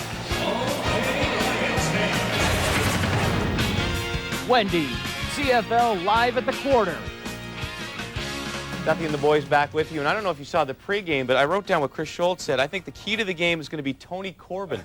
That is unbelievable that you can predict that, even with that interception. That's amazing. But I tell you what, this young man is doing a really good job. And I credit Adam Rita in the sense that Adam was a former quarterback coach, former offensive coordinator, former head coach. Now the GM, he's not going to bring a quarterback into this league unless he's league specific and he knows how to play the style in the Canadian Football League. The only negative thing I say about Tony Corbin, he's got a skinny neck, Matt. He doesn't have a neck like you, but he's a good player, Eric. Buddy, taking shots. You know, Steve Grogan. Corbin has played well, but that interception certainly was a cause for concern. Let's remember, he still is a young quarterback. BC is far from one-dimensional. I think they need to run the football this quarter. Utilize that offensive line. Drummond and Millington. Drummond's having a great game. Remember, when you're up by 14 points, the clock is your friend. Burn the clock. You want to win this one because it's a huge win for BC if they pull it off. Yeah, I agree totally, E.T. You look at what's going on right now. Calgary is on the road. When you're on the road, you can't afford turnovers. They've got 4 on the evening thus far. This is the demise right now. That's the difference in the ball game. Hopefully Frere's interception will turn things around for the Stampeders because right now the Calgary Stampeders giveaway-takeaway ratio is -9. That's why they're a 3-4 ball club right now. You got a problem with guys with skinny necks? I'm looking at one. If you weren't like 200 pounds more than me and about 8 inches taller, I'd give you a piece of... No, you wouldn't. There was one game earlier. You saw it right here on TSN. Saskatchewan over Toronto, 14-11 the final. Riders had just 88 yards passing, but 4 Toronto turnovers was the difference. Argos have lost all 4 of their games at Skydome this season. I'll send you back to BC Place.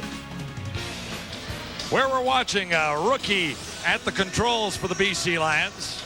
James Duthie was talking back there. He's got a stack of dimes. You better be careful. Stampeders are down by a couple of touchdowns. Bo Richter came up 3 yards short on the final play of the third quarter. So the Stampeders look at it right now as it's time to gamble.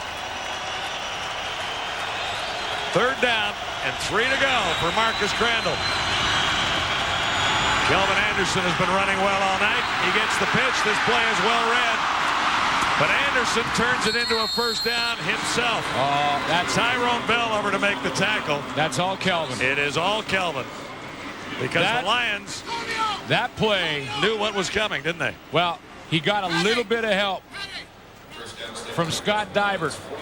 Barron Simpson, 51, shoots the gap. Dybert comes back and gives him a little help right there on Fletcher. Really takes out both of them.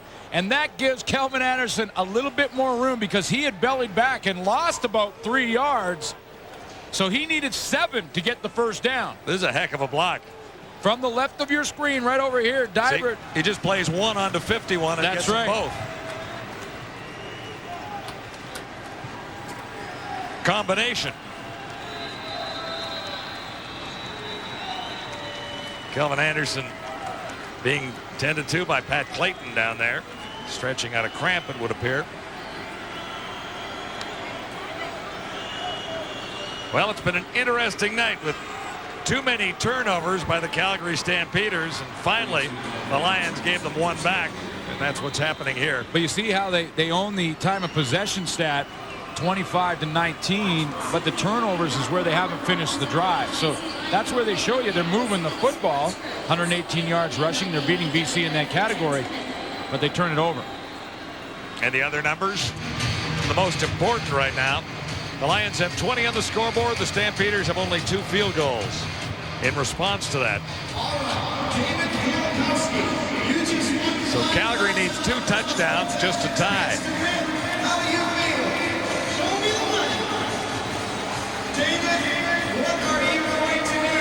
Just trying to stretch out that calf muscle for Calvin Anderson. That means Antonio Warren will get some playing time. Remember, Travis Moore is playing with a sore quad. That's the front of your leg. For those of us who aren't kinesiology majors. He's playing hurt. They do have Antonio Warren that they can put in the lineup for Calvin Anderson. And you're going to see him right there in behind Pilon in the huddle, number 6. And they, you know, they've got an all-star in Calvin Anderson, but they sure are excited about Antonio Warren, so give him a chance, and it won't change the game plan. No, and for good reason. Antonio Warren is the leader in all-purpose yards with over 1,000 coming into this game. He's rushed for 192. It has decent hands. 8 receptions for 110, so he's a full package deal too. But Anderson has been the workhorse again here tonight. And in previous games, we'd seen Antonio Warren into the ball game in relief of Anderson earlier than this. But Anderson was so hot tonight. Yeah, he was hot, and that's why they left him in. Sure. Yeah. And he likes to run against BC. So the gamble paid out for the Stampeders. Let's see if they can get to the end zone. Travis Moore, a beautiful pass from Marcus Crandall. Well, Herman Smith back in the lineup is coming off the edge, working on Thomas Ram. Watch Ram block things up very nicely. Look at this one-on-one matchup. Herman Smith gets it right up high, and he's pushed past the quarterback, Marcus Crandall. Gives him plenty of time to find Travis Moore over the middle. Travis Moore is playing hurt as well, but he picks up 26 yards there. Stampeders to the end zone, coming up a little bit short as Fletcher moves over to drop Vince Danielson. Mike Fletcher, the defensive player of the week. Vince Danielson coming into this one with 29 receptions and almost 400 yards. Mike Fletcher looks a little banged up. He's not really moving that right arm. He might have a bit of a burner over there at the end of that tackle. Well, we'll measure to see just how far the Stampeders got on the play. You know, if the Calgary Stampeders can't come back and win this game, you got to think how frustrated they will be when you consider they played a game against Toronto at home, and Toronto lost half their defense to injury in the game. They were playing with backups everywhere. And offensively, Calgary couldn't take advantage of it. They lost that. If they lose this one in the same scenario with Damon Allen on the bench, it'll be very, very frustrating for them heading into Labor Day. Well, this is the drive that will tell the tale for the Stampeders now. First and goal to go. At the BC 5, Antonio Warren. What a great fake to Warren as Crandall carries it in. Antonio Warren went to the left, and Crandall pulled it back and carried into the end zone for a 5-yard touchdown.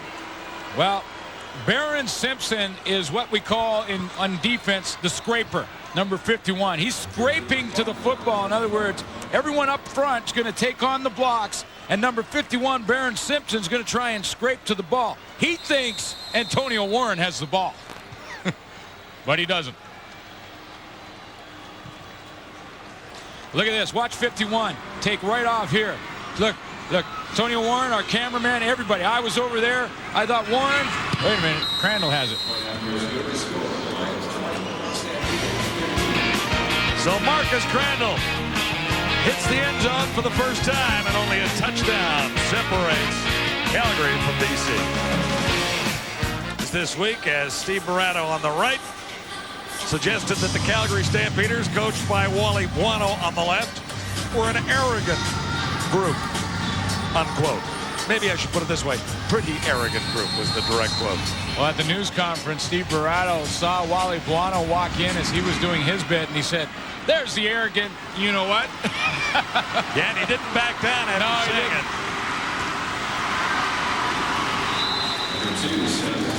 Seneca Holmes stopped by Toon Carrot, and here's the game story thus far, brought to you by Sport Check. Well, Damon Allen with the broken hand could be a game story for a few weeks for the BC Lions. We'll see how Tony Corbin responds. So far, so good in this game. Kelvin Anderson with a big night for Calgary, as well as Travis Moore, but they put the ball on the ground a little too much, and that's why they're down, although it's only 7 at this point. Game story brought to you by SportCheck.ca, Canada's choice for sporting goods. Well, Tony Corbin, here are the numbers. 6 of 10, 120 yards, 1 touchdown, 1 interception. David Allen watches from the sidelines, and there was also 1 hit from Joe Fleming. And here comes another one. Looking for Thelwell, he couldn't cut in front. That was the second hit received. You mentioned the stats. 1 hit received for Tony Corbin from Joe Fleming. Well, he just got number 2. The end of that play. That's why he couldn't get anything on the football, because he was smacked in the mouth. James Cotton inside, face mask, and got away with one there because he got his hands up in the quarterback's face, and normally that's called. And Joe Fleming is camped out in the backfield. Joe Fleming does smell a fresh quarterback in the lineup, doesn't he? And he missed Alfred Jackson that time. So 2 and out for Tony Corbin, and the Stampeders defense is just turning it up a notch. Well, they are, and they're getting pressure just from their front 4, which allows them to do lots of things defensively when you look at the coverage aspect, because now you have 8 guys in coverage if you're just running 4. So Mike Roach, if he can get away with 4-man pressure, he can do a lot of things coverage-wise and make it very tough on a young quarterback.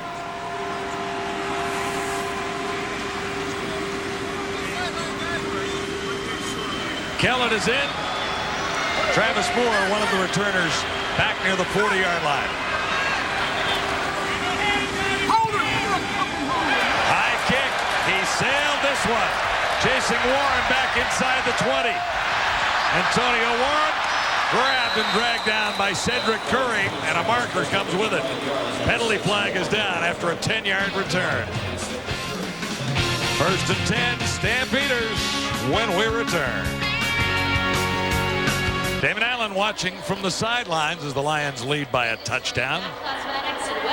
Well, guys, Damon Allen will go to the hospital immediately after this game for some x-rays. You will also see the Lions team surgeon. They will operate on Damon Allen either on Sunday or Monday to put some pins in his hand. There is definitely more than 1 broken bone. The pins rather will speed up the healing process, and if all goes well, he could be back in the lineup in right around 4 weeks.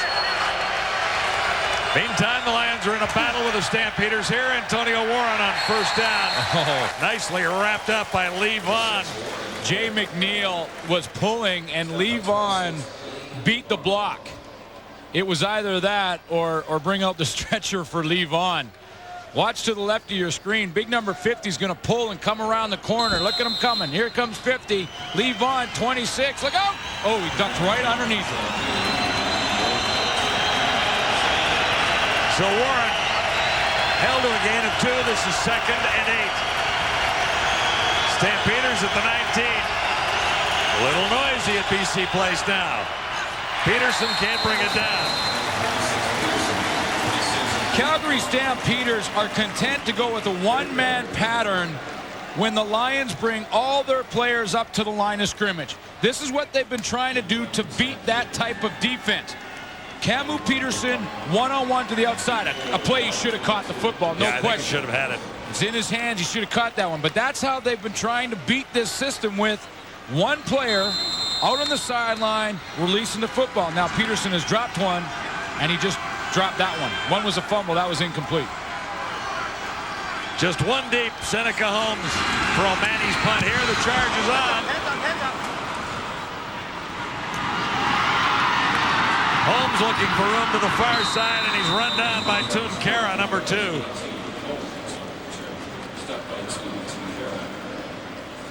Little golf on TSN tomorrow afternoon. Hope you can join us for that.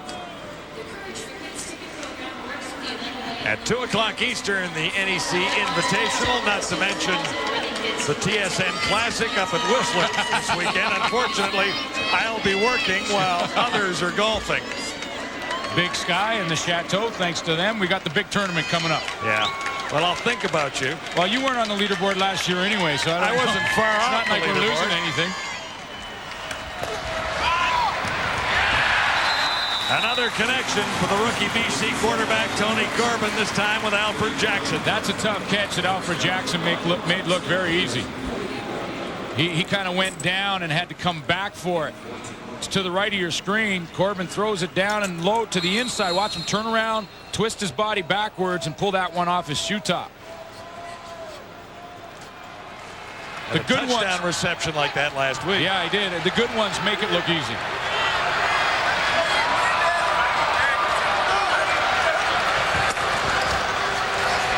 Good play action fake by Corbin.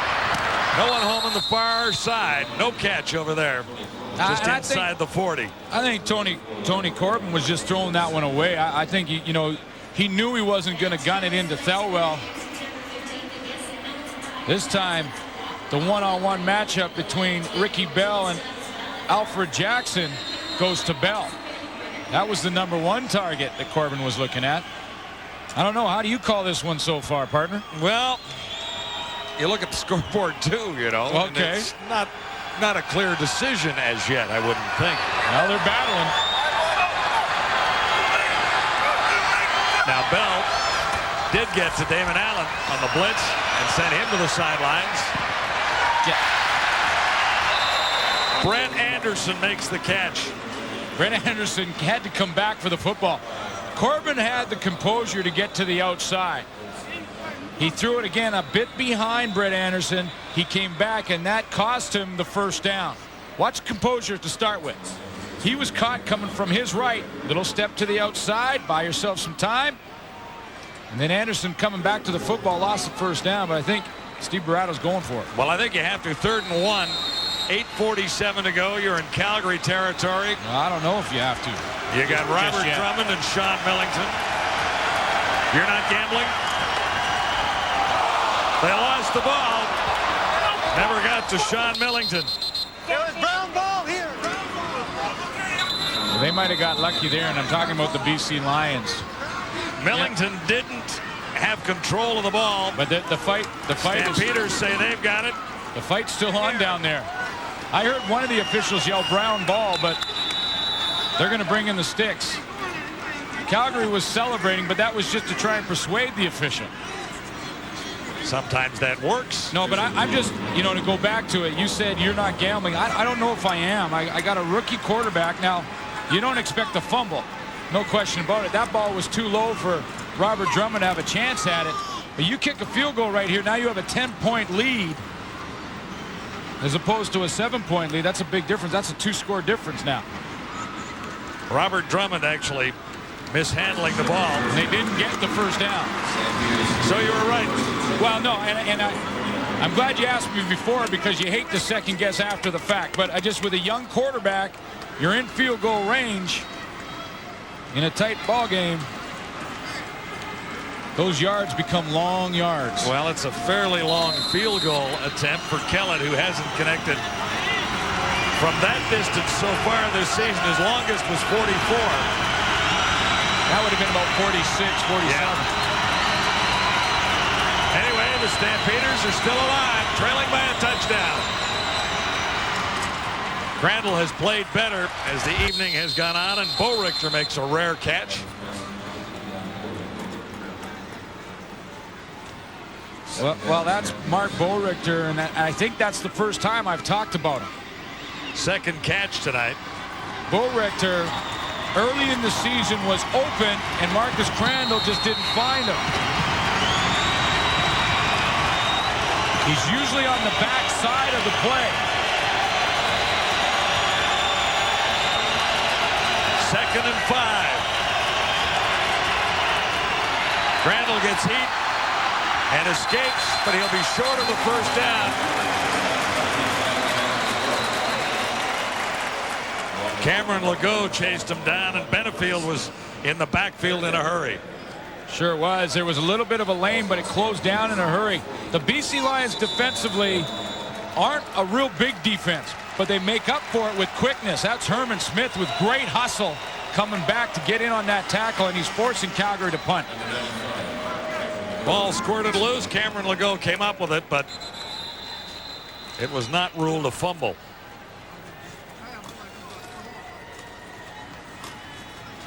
Well, this is the tough battle to call, too, because George Cortez's offense is moving the football effectively, but they're not scoring. So if you ask George, you're saying, well, we're executing pretty well. We're moving the ball and rather turning it over. And then you talk to Echeverry, and he'll say, well, look, just look at the scoreboard. We're still ahead, so... Echeverry versus Cortez. It's kind of like Spassky against Fisher. You don't remember those old chess matches, right? Boris Spassky. Boris Spassky? There's a guy named Spassky? Spassky. Okay. It was Russia against the Americans. Last year we had a guy in our studio that was the host, and I called him Spassky a few times. He's there tonight, as a matter of fact. July 27th at McMahon, Stampeders by 6. We talked about Moore's wonderful performance that evening. Crandall threw for 332 yards. That score kind of flattered BC, too. There's a couple late touchdowns that were really after the fact in that game.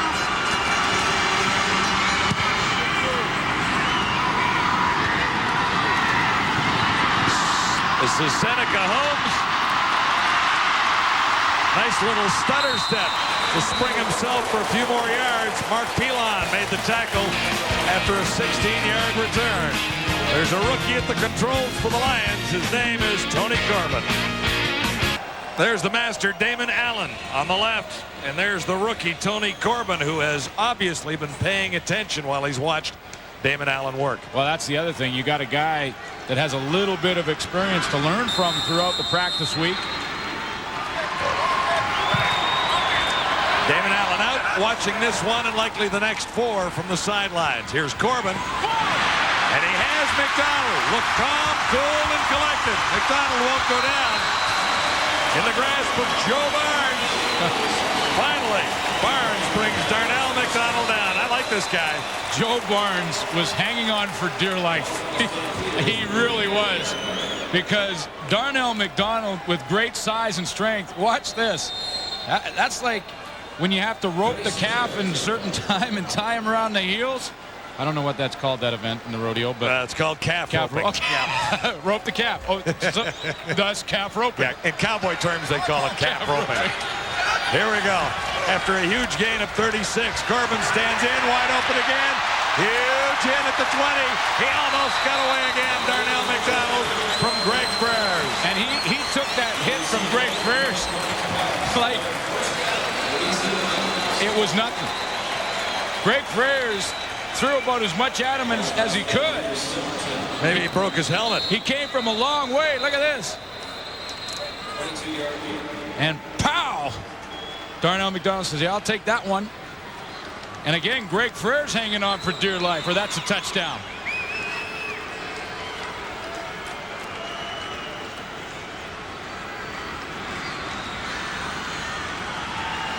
Greg Frères got his equipment together, and he's back. Says, all right, I got to turn it up a notch now. So Darnell McDonald has receptions of 36 and 23 yards. And Corbin is looking poised. Is he ever? I'm a little surprised that Mike Roach has not thrown a little more pressure from the secondary, pressure from the linebacking core at Tony Corbin. He's been fairly content to go with 4-man rush. In other words, just the 4-down linemen. Now that they're backed up in their own end, that may change. Because don't forget, the quarterback is still a rookie. And you've got a guy like number 76, Joe Fleming, there licking his chops. James Cotton lineman of the week. So there's lots of guys that they can bring the Calgary Stampeders defensively. A delay here, well, because someone has a whistle up in section 42, I think. Some Yahoo. Or Anyways, 36. I'll tell you something. If you can get away with four-man pressure, like Mike Roach is doing, it's tremendous for your defense. And I mentioned that earlier. But when you have a young quarterback like Tony Corbin, that's why I wonder why, you don't just send Alondra Johnson, send Otis Floyd, and even come from the secondary with Ricky Bell, who is the guy who knocked Damon Allen out, or Joe Barnes. After a 23-yard gain, it's first down. 10 to go for the Lions at the Stampeders 16. Here they come this time. Corbin, touchdown toss, and he's got Alfred Jackson. Flag down, back at the line, however.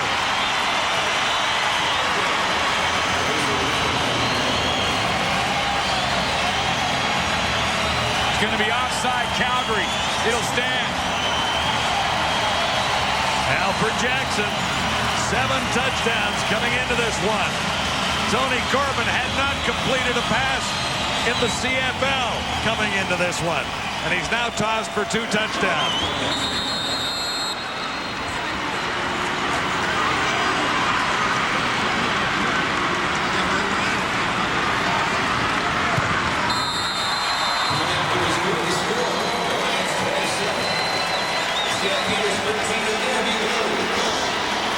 The Lions are roaring in spite of the fact that their #1 quarterback is on the sidelines.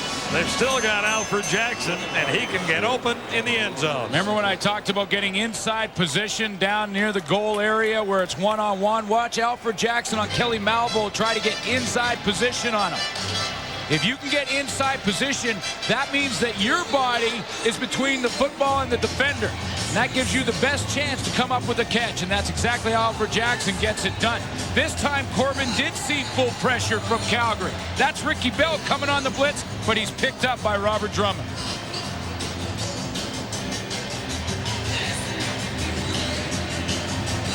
Tony Corbin. First action for real in the Canadian Football League. And he's been a cool customer out there. 11 of 18, 218 yards, 2 touchdowns,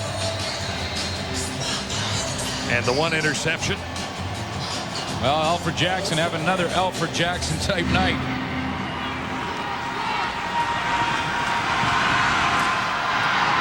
Kickoff being returned by Antonio Warren. And the Stampeders down by 2 touchdowns again will begin this drive inside the 40. Still time for Marcus Crandall. Oh, plenty of time. He needs 2 touchdowns to tie it. No question, plenty of time. And the 2 interceptions really hurt Marcus Crandall because there were miscues between his receiver and Crandall, and he really just threw it to the BC Lions defensively. Just gave him a couple of gifts, and it was in scoring range both times. Less than 5 minutes to go. Some early movement, and the flags do come down. Crandall stands in. This could be a free one. Kelvin Anderson, it takes 2 to force him out. Well, that's good news for Calgary. Remember, Kelvin Anderson was on the sideline in the last series. They were looking at his calf muscle, and at one point they even put ice on it, which would indicate more than just a cramp. Good news for Calgary. He's back in there.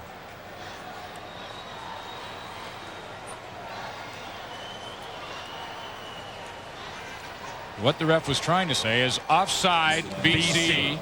First down over again, 5 yards closer to that first down marker. Just do the translation. And you can read lips, obviously. Sometimes that's a good thing. Sometimes it's not. First and 5. Crandall from the shotgun. Here comes Benefield. And he rushed it a little bit, overthrowing Kelvin Anderson, who was in the open. But Barron Simpson wasn't far away. Well, Kelvin Anderson was the checkoff receiver. In other words, the last choice for Marcus Crandall. He wanted to go to Camu Peterson and look down the field. Look at Crandall's, look where he's looking. He's looking down in this area. Can't find anybody down there, and he holds the ball way too long, and then when he tries to dump it off, it's just sort of desperation time. noisy place. This BC Stadium. 2nd and 5, a little bit short as Fletcher comes over to make the tackle on Danielson. Well, let's see how close the Stampeders got. Looks like less than a yard from up here. You talk about these BC Lion linebackers. Mike Fletcher weighs 200 pounds. Barron Simpson about 230. He's the heaviest one. Toya Jones doesn't even make 200. But they're Third and less than a yard to go. And Crandall will have the first down. But they're tremendously quick. Wally Buono now. Pretty soon, you think the Calgary offense have to open it up. You would talk about the importance of the running game, but now you're inside down at the 3-minute mark, down by 2 scores. Got to open it up now. You got to throw it down the field. Stampeders began the season 1-3, then 1-3-4. In danger of falling behind again tonight. Crandall takes out, but there's a marker down. Penalty flag in the BC backfield, and that could indicate holding. There's also a timeout on the field with less than 3 minutes to go. Why don't we take a break? We might as well. Can the Stampeders come back and score 2 touchdowns and tie this thing? What do you think? Stay tuned for the answer. Stadium at BC Place is alive right now. Here's the game story brought to you by SportCheck.ca, Canada's choice for sporting goods. Talked about the quarterback situation for the BC Lions. Darnell McDonald stepping it up in the 4th quarter, and all of a sudden, Moore is a little quiet. Lion fans having a good time at this one. Stampeders trying to race a 2-touchdown advantage. Here's the charge on Crandall. He got it away. Kelvin Anderson broke 1 tackle, but he stopped halfway to a first down by Toya Jones. Marcus Crandall takes off looking to his left, and when he turns around, he sees a sea of black jerseys.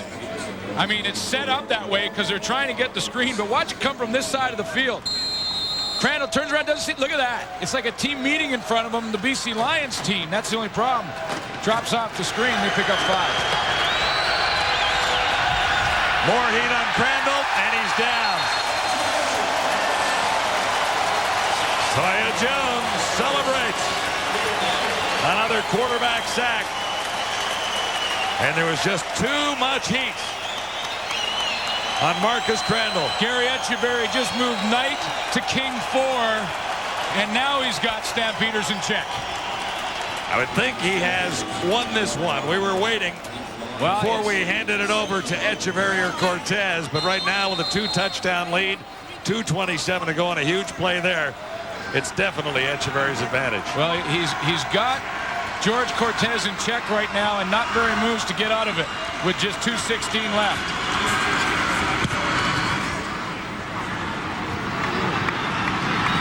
Seneca Holmes ran into one of his own blockers with 2:05 to go. You know, Pilon leading the Stampeder tacklers. And John, you know, Gary Etcheverry will tell you that it's all about the player's belief in what you're doing. And Wally's built that over 10 years. But Gary Etcheverry will say when it comes to defense, it doesn't really matter what type of defense style you run. He loves to live on the edge, no question about it, and send pressure. But it says it's more important that the players believe in it. And right now, he has this Lion defense believing in what they're trying to accomplish.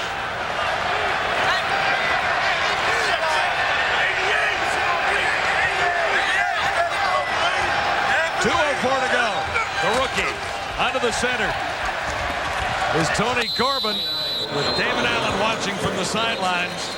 And the Lions are happy to keep it on the ground. It was Drummond stopped by Ray Jacobs. Stampeders have a huge home game on Monday, September 3rd against the Eskimos. We're almost at Labor Day. Well, that's one you got to get your ticket early for. Yeah. No matter. They had a sellout last week for the Saskatchewan game. A couple of sellouts at McMahon so far this season. And I'm sure that one will be sold out as well. One thing about the fans in Calgary that you do know, they hate Eskimos. Yeah. Yeah, that's a given. Ralph the dog will be on the sidelines at McMahon. He was here as part of a halftime spectacular that had you giggling. A whole bunch of guys just like Ralph, mascots that were having a soccer game, and it was a classic. And when you catch those big feet running out there, yeah, it was a classic. Most valuable player was announced, and I can't remember who got it. It was bowling pin. Bowling pin? Yeah, there was a bowling pin that was out there too. Antonio Warren dropped back. Time running out on the Stampeders. 1:39 to go as Kellett gets set to kick it away. Calgary down by a couple of touchdowns. Robert Drummond in there directing traffic, the blocking assignments.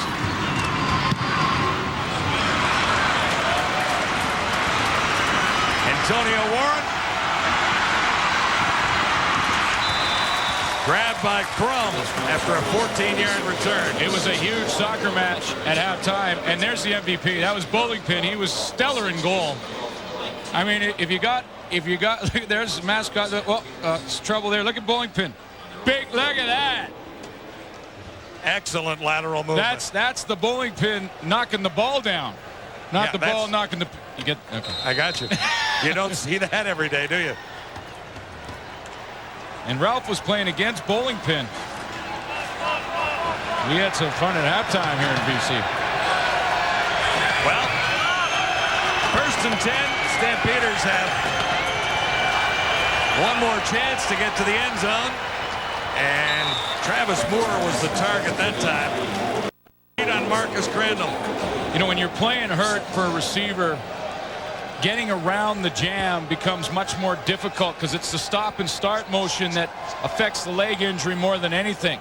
You know, when Travis Moore gets running, look at the left of your screen right there. Travis Moore had just got around the jam from Bo Lewis, but it took him a little longer. Yeah, I'm not so sure he's right. I know he's not. He's not. When you're out running straight, it's not as bad. When you're stopping and starting, it becomes more difficult. 2nd and 10. This could be the whole enchilada for the Stampeders here. Crandall barely got away. Cummings had it and dropped it, but they'll call it a catch. Yeah, no, he's down. He went down. He got chopped. His legs out from under him from Derek Lewis. Baron Simpson is the injured BC Lion. He was coming on the blitz and hit Marcus Crandall low as he threw that football right around the knees. And Baron Simpson hasn't got up. Watch number 51, just as Marcus Crandall goes to throw this football. He's going to come from right. There he is low. He kind of gets bent backwards. You know, but competitive football players, no matter how badly they get hurt, in the middle of a play, they always check to see the result of the play first. I mean, you can get hit and be knocked almost unconscious. You're going to check. Did they complete it? And then you go back to attend to your injury. I can't remember who put the block on Joe Fleming last week. Darren Davis. Darren Davis, that's right. In Saskatchewan. And we mentioned that. And Joe obviously heard that we had mentioned that little wee running back hammered him to the turf. Yeah, he was laughing about it before the game. Alouettes Lions on Wendy's Friday Night Football as we kick off the Labor Day weekend. Should be a great game. Apparently there's a security infraction against the dog down there. The dog's not getting tossed, is he? Oh, he's going over the top rope. You know, the Montreal Alouettes right now are going through the archives. Tony Corbin. Where can we get film on Tony Corbin? Tape on this guy.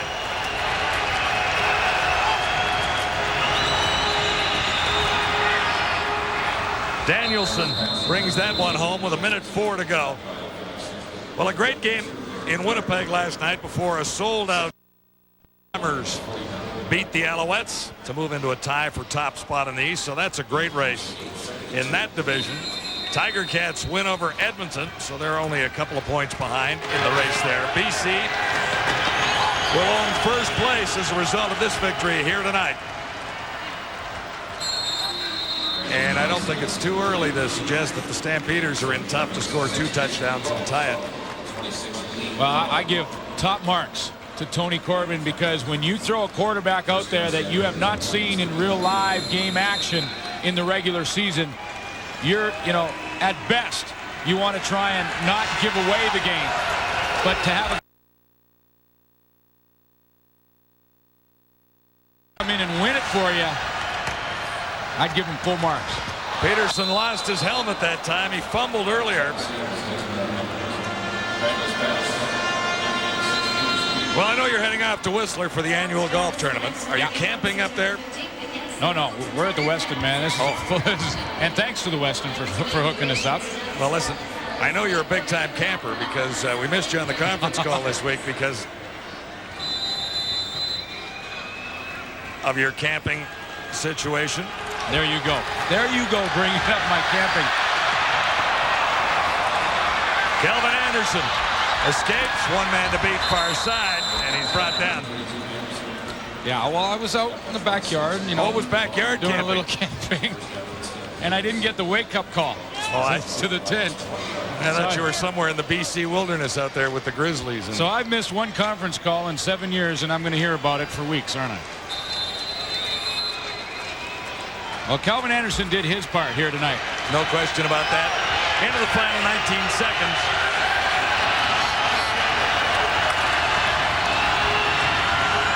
Anderson again.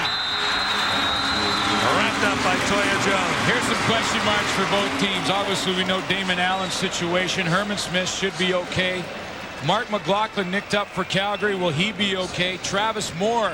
It's one thing to be playing when you're a bit banged up, but now tonight that thing's going to stiffen up in his leg. He's got some problems to look at, so there's going to be some juggling this week from both coaches as they look at some of the injury situations that they have to deal with. So here's the story here tonight. The Lions open a 3-point advantage on the Eskimos, who are in second place. The Stampeders remain tied for last. Almost an interception on the final play of the ballgame. Stampeders at 3-5 now are technically tied for last place in the West with the Saskatchewan Roughriders. If Calgary won tonight, the Stamps would have been tied for first with the BC Lions. That's how close it is. Great performance from Tony Corbin and a BC defensive effort, second to none tonight. There's your final on Wendy's CFL Live from Vancouver. Our 6-hour-long football festival we called Schulte-Palooza was a huge success. The Riders beating the Argos in the 14-11.